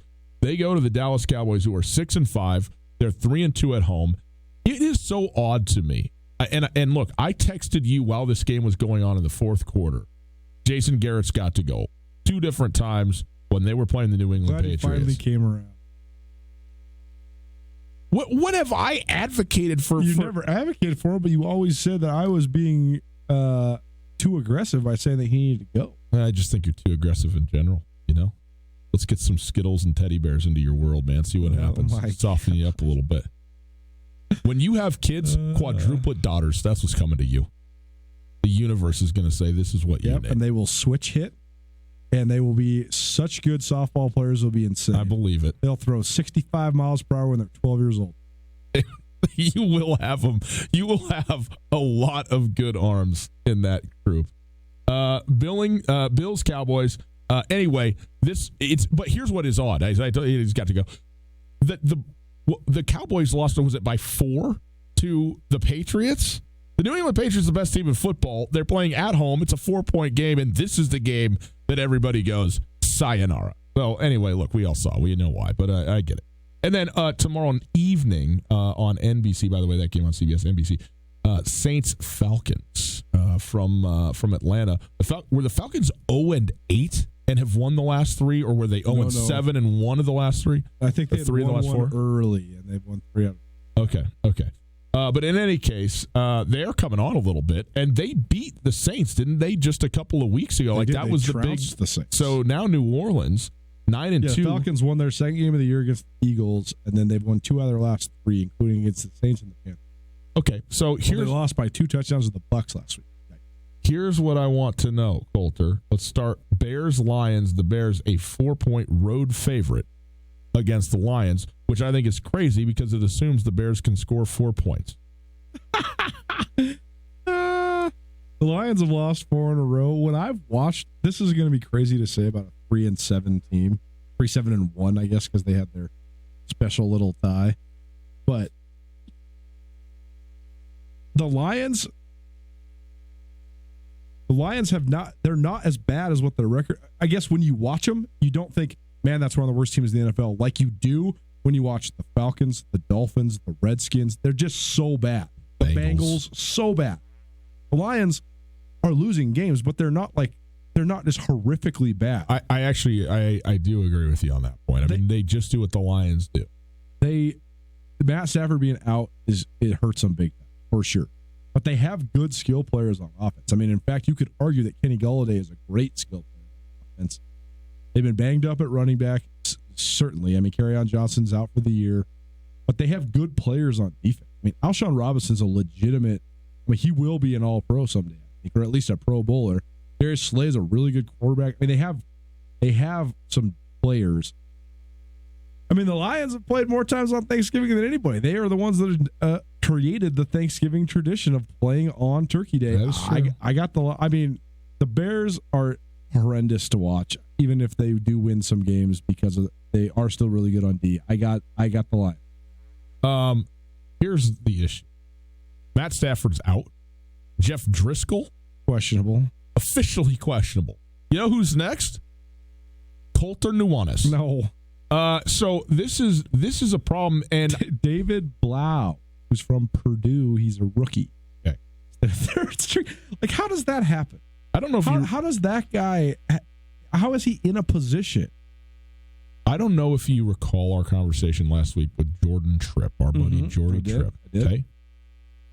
He was talking to us about the game within the game and how you got to try and get an advantage and win on every play. You're never going to win on every play. You just got to keep going and trying to outthink and outsmart and do everything you can. He goes, nobody wins on every play.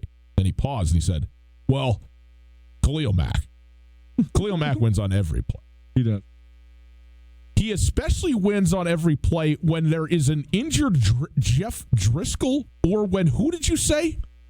Something Blau. Blau, rookie out of Purdue, is playing football. Blau. Let me tell you something. You don't need to score one single offensive point to win this football game if you are the Chicago Bears. The Bears should score 21 points defensively. 21. Okay? I got the Chicago Bears covering up the 4 points, and it really is all about the quarterback because I actually agree with you. I think they have looked tenable defensively, at times even good. And when Matt Stafford is there, they get some real weapons. I mean, Kenny Golladay, I was off of Kenny Golladay for a long time, but I have been forced to reevaluate because he's a really good player. And Marvin Jones has been outstanding as well. Now, they have obviously not, with the loss of Kerryon Johnson, been able to get it done, run the football, which is a big problem. But you're going to tell me that on Thanksgiving Day, you're going to roll out a rookie playing his first NFL snap against 52. No thanks. No thanks very much. I'll take the Bears on. Coulter, second game. This is the game of the day. Bills at Cowboys. The Dallas Cowboys in this football game are a 6.5-point favorite over the Buffalo Bills. Really? I find this beyond the realm of comprehension. You know what this is? You know what happens sometimes, Coulter? What is Vegas there to do? Make money. They got to get it on both sides. And they just know that there's so much more money on Thanksgiving Day coming on the Cowboys. And going on the Cowboys. So they have to move this number over. This is not real, man. I don't know how this is real. A 4-1 road team in the Buffalo Bills who got an outstanding defense, a very functional offense, and the Dallas Cowboys who are just as underwhelming as it gets, except for a couple of games. Occasionally, the Cowboys put it all together and hammer teams because they got the talent. They should be, based on talent, a 6.5-point favorite, but they aren't, as far as I'm concerned. I don't know if that's true, though, man. I truly watch this game. Truly watch it and watch the Bills on defense. Great defense. And answer me this question. Besides the New England Patriots, who is definitively better in the NFL on defense? They're great defense. No, you don't. They are outstanding, though. You don't need to convince me anything. You know that I think the Vikings have one of the best defenses in the league. Yep. The Bills are better on defense than the Vikings. I think the Bills have the second best defense in the entire NFL. Well, for two reasons. First of all, they have great personnel, but none of their headlining personnel is hurt. None. They're the only team I can think of in the league that has every day one starter still rolling. Well, that you and I are all day on the Bills against the number, and you know what I think? I think the Bills could win this game straight up 60-40. Bills win. What's our guy Jeff Choate always say? Stats are for losers. Josh Allen is the perfect quarterback for what the Bills are doing right now. He's not going to throw 35 touchdowns. He's not. But Josh Allen, I think the stat is that he has 5 consecutive games with no turnovers and a rushing touchdown. When you have one of the best defenses in the league, that's why you're 8-3. You know, it's funny because Josh Allen's personality and persona does not match the player. What is his personality and persona? Goofy, somewhat nondescript, a little bit subsidiary. He's tough as nails when he's playing, though. But when he goes out there, he gives it to everybody. That's what I'm saying. He's a dog, man. Yes. And I love it, man. But it doesn't, like, if you see Josh Allen, you're like, this is the guy who's going to go try and do a front flip over the linebacker? No chance. And then that's what he does. All these pretty boy quarterbacks in the league, though. What? Don't they all look like they're going to be soft? And then half of them are soft. That's what most of them are. Right. But if you judge Tom Brady on what he looked like, he wouldn't have 6 rings. But why Action Jackson's the best, man. Because he looks exactly like you think, man. He is as flossy as you think. He is straight up a superhero. He is a superhero. He is a superhero. Saints. Okay, so you and I are both. Do you think the Bills are going to just win this game though? Straight away, the Bills are going to just win this game. Interesting. I think the Bills are good, man. At what point you are what your record says you are, right? I mean, they're 8-3. They're going to the playoffs. Let me ask you this: if the Bills win this game, is Jason Garrett the head coach Friday? I mean, I'm going to want to crawl in a hole so I don't have to listen to the narrative of if he is or isn't for the next 2 weeks. But yes, he is. I don't think they're going to be able to fire him in the middle of the season. No, I agree. Like, if the rest of that division is not good. The point is they're still actually they're going to make the playoffs in the playoff. They're going to win the division. Front runner for it. Yeah, they're going to win the division. They're probably going to have the same record as they had last year. They're just going to go 10-6, which is, like you said, it's not good enough based on what their talent is. But like right now, and the division if they were 3-8, then absolutely he'd be getting fired. But I just don't think you can fire your head coach when you're going to win the division and go to the playoffs. Not because of that, but you just can't do it in the midst of a playoff run, even though you're stumbling your way to the playoff. Last game of the day, Saints-Falcons. New Orleans is a 7-point favorite despite getting shellacked by Atlanta in New Orleans, a game no one saw coming 2 weeks ago. The Saints are 9-2. The Falcons are 3-8. New Orleans is a 7-point favorite. I got New Orleans answering the bell on this one. I think that Sean Payton is going to have plenty of motivation to get his team to play better against this particular team in a divisional matchup. It's sort of odd because clearly the Saints are going to win the division, And so actually having lost to Atlanta already, I think, is one of the only actually motivating factors for a team to try and get up and go for it. And you're playing on Thanksgiving and all that. Atlanta has been playing better, though. This is not sure. This, even though they're 3-8, they've won 2 out of the last this 3. isn't the team that was just losing every way they could possibly find to do it. They've righted the ship, and so there's talent, as we know. Obviously, I mean, Matt Ryan and Julio to start with. So I think this isn't just like a 30-point blowout or something like that. But I think New Orleans is going to win this game, and I would lay those 7 points myself. Well, last time out in this game, Alvin Kamara had just come back, and they started him, but he didn't get his necessary workload. He only had 4 carries, and that kills him. The Saints have quietly transitioned into a very balanced offense that has to run the ball. They're not the 350 yards a game that they were when they won the Super Bowl. They still can light you up on offense, no doubt. Drew Brees can still throw the ball all over the place.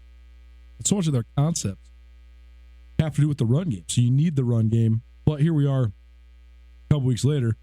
Kamara's more healthy. It was also Drew Brees' first game back, so you assume he's going to be more ready to go. The fact that, honestly, I think it would be a closer game if Atlanta hadn't won. So I think that the Saints will just blow by them, just like you said, just because of the element of revenge. Final, Kansas does escape another upset. 90-84, they win over Dayton in overtime. So there you go.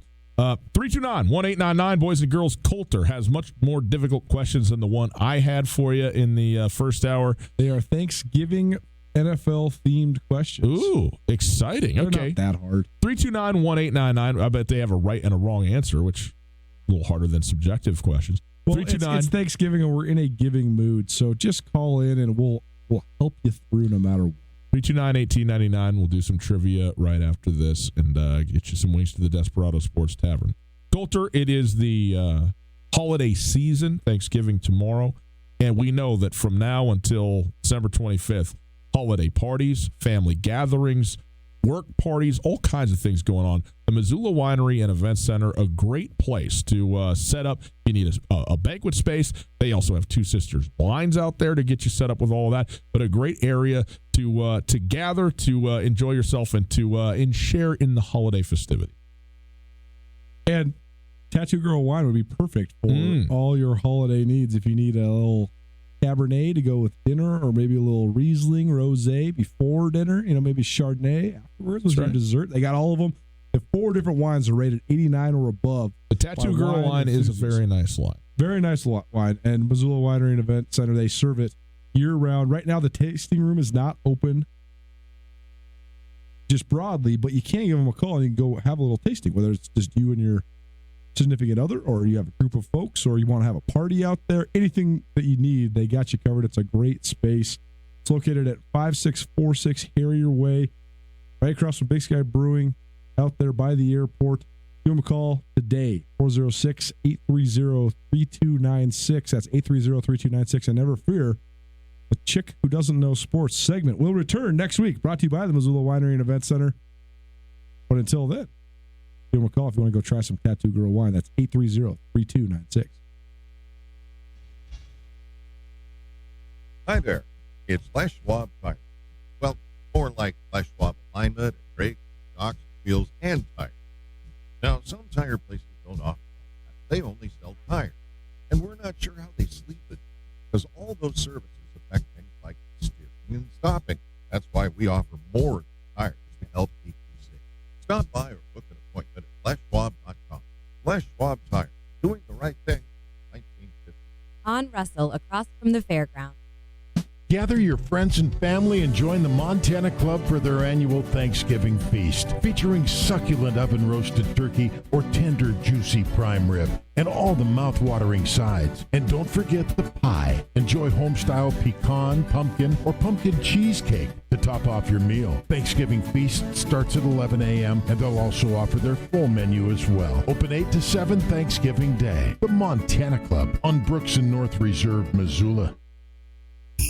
Get ready for Black Friday with a hot cup of your favorite Florence coffee drink and our hotter Black Friday gift shopping deal. On Black Friday only, buy a $25 gift card and receive a $10 gift card free. If you miss Black Friday, you can still get a great deal. Purchase a $25 gift card and receive a $5 gift card through Christmas Eve. Come to any Florence Coffee location and go to FlorenceCoffeeCo.com. Have you been in an accident and have no idea what to do? I'm here with Catherine from the Advocates Injury Attorneys. Unfortunately, people are injured in accidents every day, and dealing with the insurance company can add even more pain to an already bad situation. That is where hiring the advocates can help. Let us guide you through the process and take on the hassles for you so you can just focus on. If you've been injured in an accident, give the Advocates a call, 406-640-4444, or online at montanaadvocates.com. The Advocates are on your side. Americans waste 3.8 million gallons of gas idling every single day. Idling for more than 10 seconds actually uses more fuel and produces more emissions than stopping and restarting.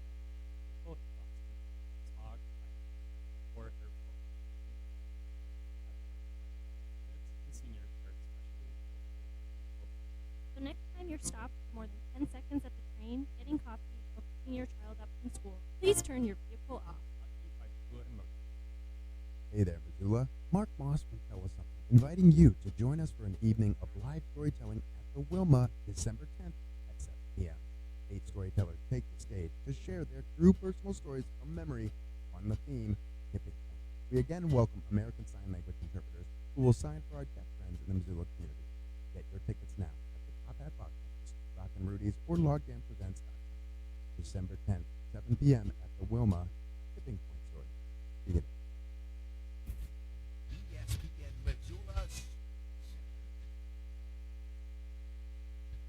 Good afternoon, Ryan Tutel, Colton Nuanez. Happy Thanksgiving to you. Here's some sports news.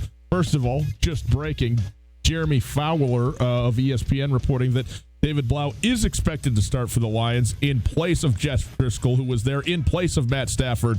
Good luck to the Lions against the Bears defense tomorrow. In other news, a collection of Montana Grizzlies and Montana State Bobcats received honors from the Big Sky Conference Thursday, including Grizz senior linebacker Dante Olson, who earned co-defensive player of the year. Olson, the lone unanimous first-team All-Big Sky selection on the defense, to go with sharing top defensive honors with Weber State senior defensive end Jonah Williams. Olson led the FCS with 151 tackles while averaging 12.6 tackles per game. He's a Buck Buchanan Award finalist. He has 9.5 tackles for loss. He's the first Grizzly to win the Big Sky Defensive Player of the Year since Zach Wagaman did it in 2014. Montana running back Marcus Knight earned Newcomer of the Year. The transfer from Citrus College has 930 yards rushing and 21 total touchdowns this season, by far the most in the Big Sky Conference. 5 Montana State Bobcats earned first-team All-Big Sky honors, including Troy Anderson, an outside linebacker. Anderson, a junior from Dillon, was a unanimous selection on offense last season, meaning he's the first player in the two-platoon era to earn first-team All-League honors on both sides of the football.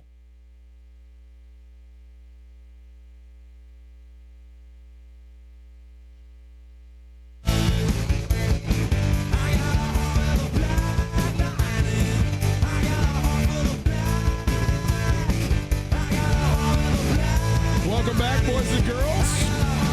Happy Thanksgiving to you from Coulter and myself. Thanks for being with us. Remember, tomorrow, Friday, we're out. We'll be back with you on Monday. Look forward to it.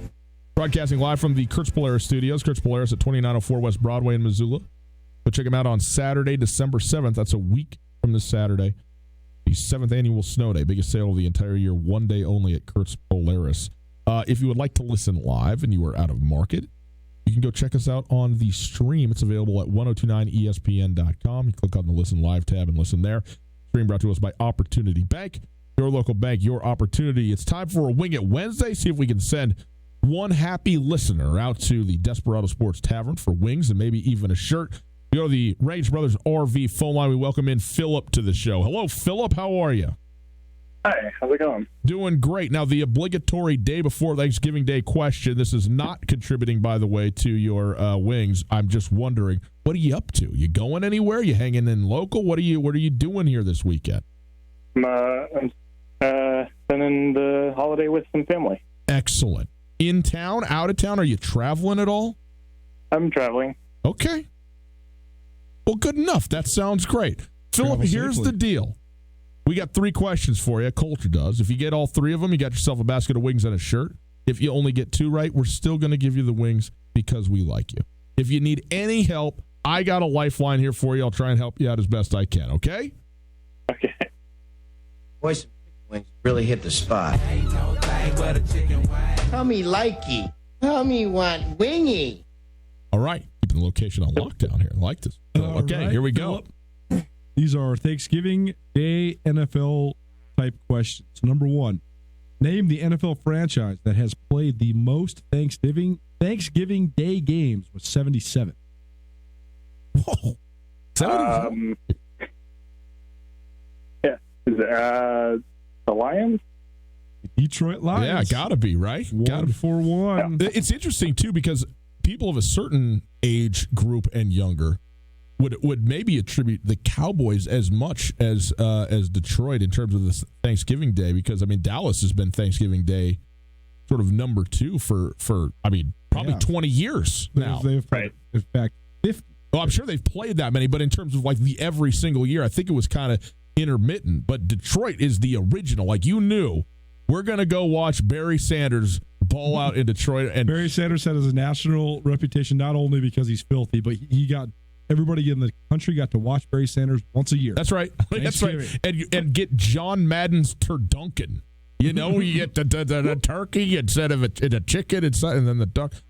Anyway, I don't know. This is not good. I gave it my best shot, though. Did you hear this, by the way? I'm sorry, Philip, to go sideways on you here, but no worries. Frank Gore passed Barry Sanders, dude, for all-time rushing. Frank Gore this weekend. We say it tongue in cheek sometimes, but I'm going to hate to see what Frank Gore is like in 20 years. Man. I mean, don't ruin the moment. Frank Gore is the most underrated player in NFL history, man. He's one of the most durable running backs that's ever played. I would say he is fourth in the league history in rushing third. yards. I think. I think he's now third. He passed Barry Sanders. He's now third behind Emmitt Smith and Walter Payton. I mean, get out of here. All right, Philip. Question number 2. You got the Detroit Lions right. Here we go. Question number 2. All right, question number 2.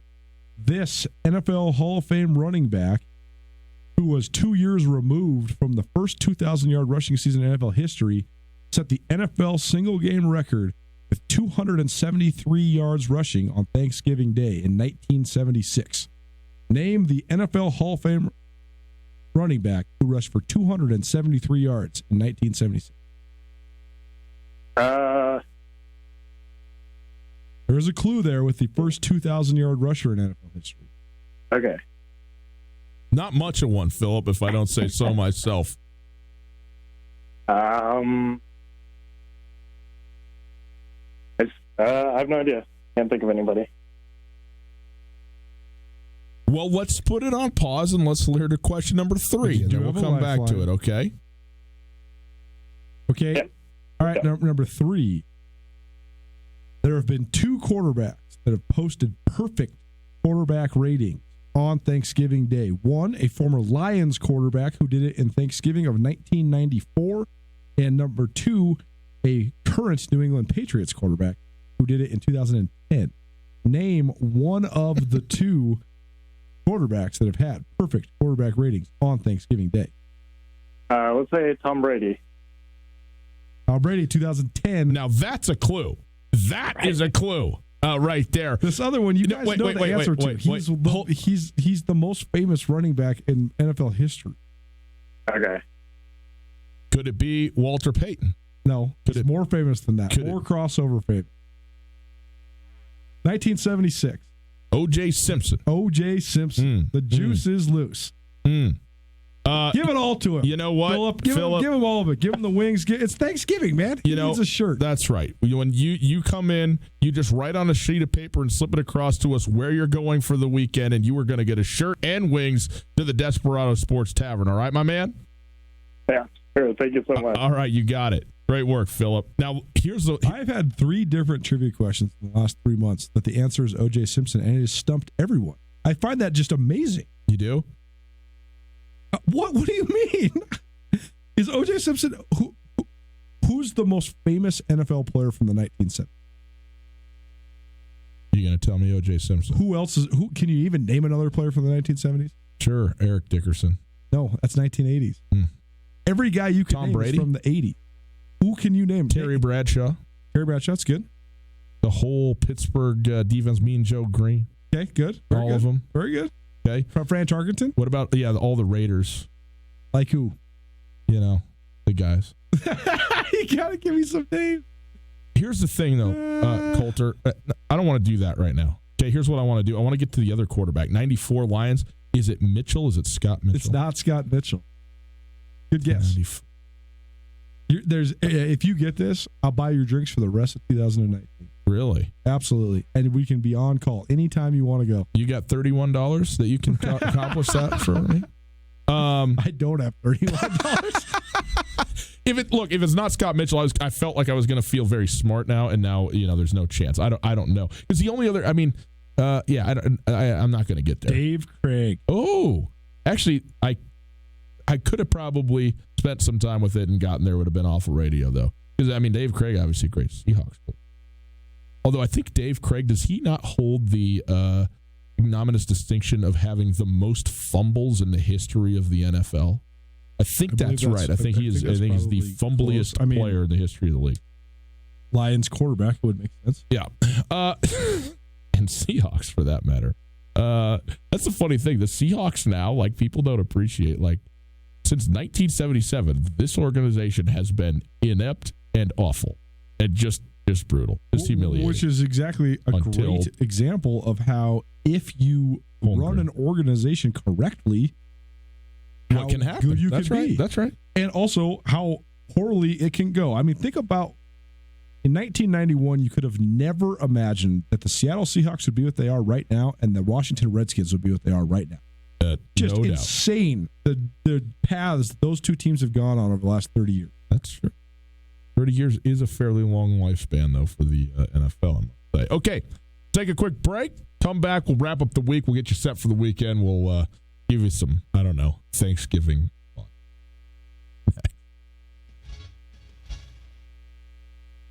Selway Armory on Black Friday is the one store you have to visit to save huge on guns, ammo, and accessories. Check out Selway Armory's insert in the Thanksgiving edition of the Missoulian before Black Friday to see all of the unbelievable inventory and savings they have in store for you. Put Selway Armory on your schedule and get there this Black Friday and Saturday, the sale of the year. Get to the store at 2825 Stockyard Road, Unit E6 behind IHOP on North Reserve. Selway Armory's Black Friday sale. Shop local, save money, shoot more.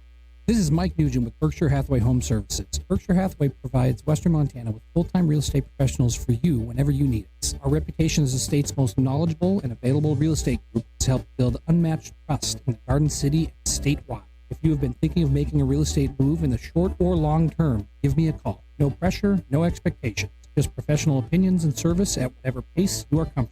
Give me, Mike Nugent, a call today, 531-1802. And remember, every question is good to ask. Hey, Colter Nuanez from Tutel Nuanez. You need a great place for a Christmas gift. I got it. They got all the hookups for everything you could possibly need for your vehicles. What are some of the sweet things you got going on down there, Tom? Thanks, Coulter. Apple CarPlay and Android Auto have sure been popular this year for safety and convenience. You can do text messaging, maps, pretty much everything you need, and phone calls, music, everything right from the touch of your radio. We also have remote car starters, as you know, and window tint. Lots of goodies at a great price. Come on down and see us. Feel the music at Aspen Sound. It's a rite of passage at First Bank Account. Explore the great options for your young adult with a visit to Farmer State Bank online at farmersebank.com or in person at any of our 9 locations in Western Montana. Our checking and savings accounts are designed to fit any lifestyle and budget with the flexibility, innovations, and security today's consumers demand. Start out right with Farmer State Bank, or Montana Bank since 1907. FDIC. This is Tom Scared for the Broken Heart. Each year, nearly 2 million children die from preventable diseases. Each day, 30,000 people die from hunger. 500 each hour are children. The Borgen Project is turning this around. We need your help. To learn more, go to BorgenProject.org. At BORGEN. Are you interested in putting solar panels on your roof? You want the latest on Montana's renewable energy policy? The Montana Renewable Energy Association, the leading voice for renewable energy education and advocacy in Montana. From community-based clean energy events to advocating Montana legislature, they work to ensure Montana's future, powered by the sun, wind, and earth. Find out more about MREA and join as a member by visiting MontanaRenewables.org or calling 406-214-9405. To tell in Nuanez on 102.9 ESPN Radio for Missoula.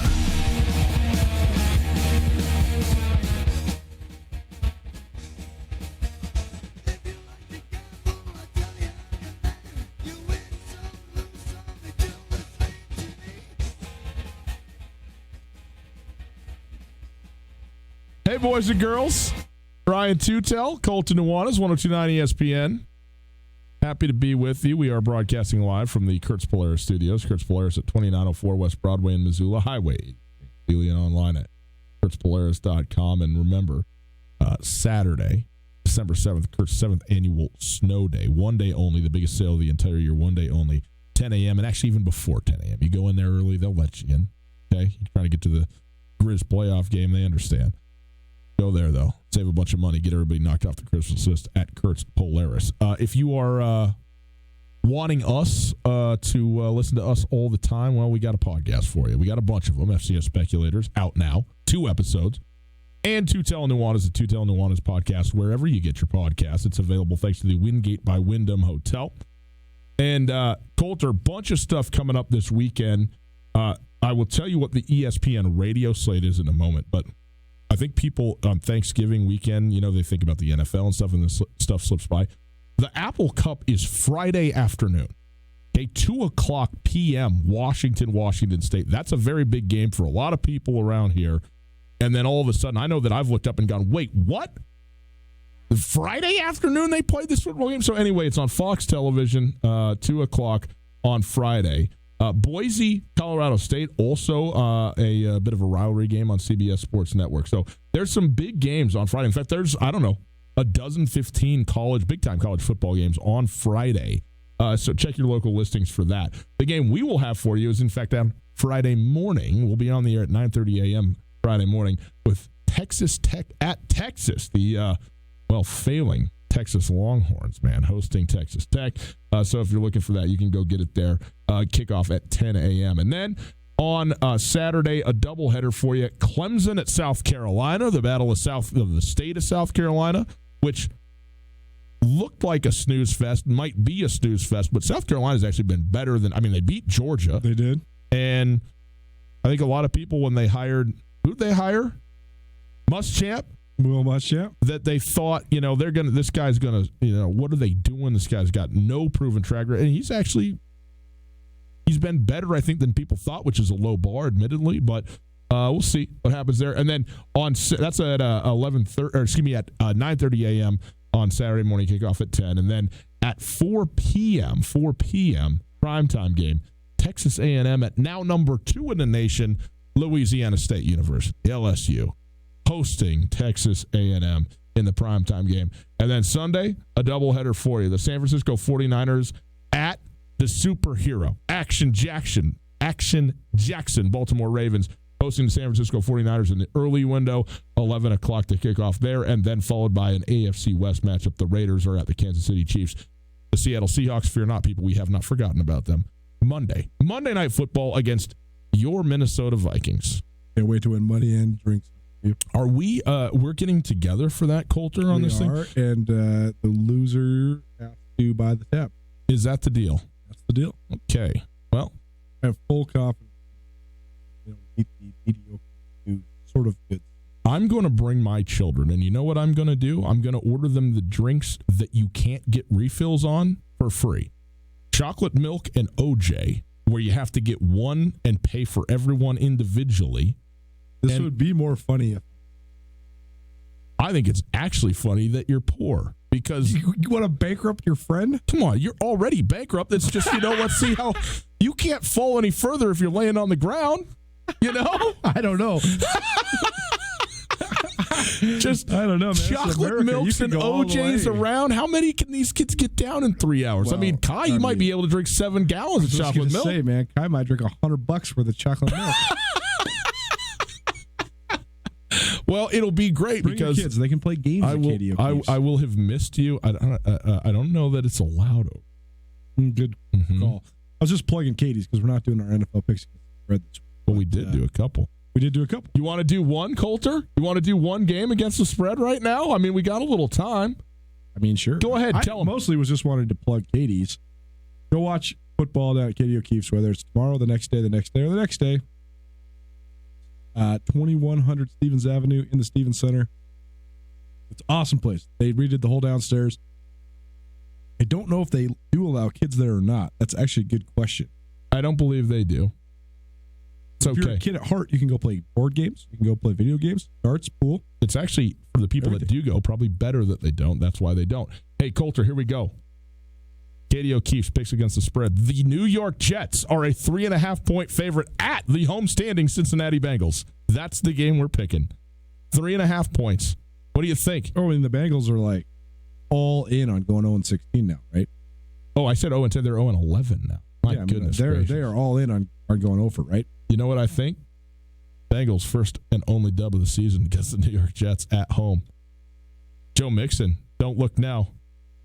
Don't look now, okay? But the Cincinnati Bengals might get it done.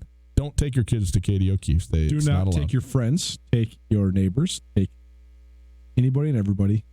You can pick up pizza. You said do not take your friends. Do take your friends. I said do take. Yeah, okay. Do take everybody besides the children. Yeah. You did.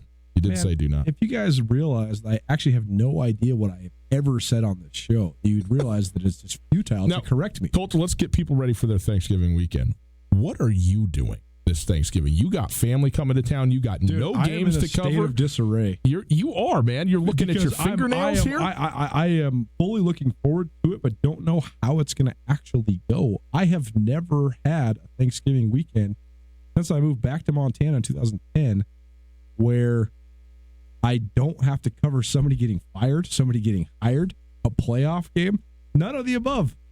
So thank you to the Bobcats and the Grizzlies for finally living up to your expectations and getting seeds in the playoffs. Yeah. I mean, I don't know, man. I could do everything. I've been Are you staying in Missoula? I'm staying in Missoula. My brother's here, so that's great. So we're going to have a family thing. My mother, his in-laws, everybody was going to do the whole thing. Grandparents, everybody's going to do the whole thing. I've been really, really, really fiending to play arcade video games. Yeah, you called me last night. You were like, dude, who's got what is it? Pinball. Oh, yeah, you're looking for a pinball machine. Pinball's fun, man. It is fun. It's really fun.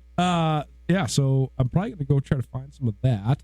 What are you're here? No, you're on the lake. I'm leaving town. Sisters in town. I got problems here. Okay, I'm going to walk into a room tonight. 5 children, 7 and under. Probably 10 or 12 adults, 7 and under. But here's the kicker. You ready for this? I think we got 4 dogs and a rabbit. How do you think that's going to go this weekend? All of a sudden, the rabbit's gone. Well, thank God I'm not there. The turkey doesn't look as big as it did last year. What's going on here? Well, got to make use of it. Boys and girls, it's been a fun week. We'll catch you on Monday. Didn't mean to end the week on a morbid had to eat the rabbit deal, but that's the way it goes. Happy Thanksgiving to everybody. Enjoy your families. Yep. It's a wonderful time. Relax, recharge. I can't wait. Boys and girls, enjoy the weekend. Enjoy the football. We'll see you on Monday. We'll get ready for FCS playoffs week 2. It'll be very impactful. Stay safe.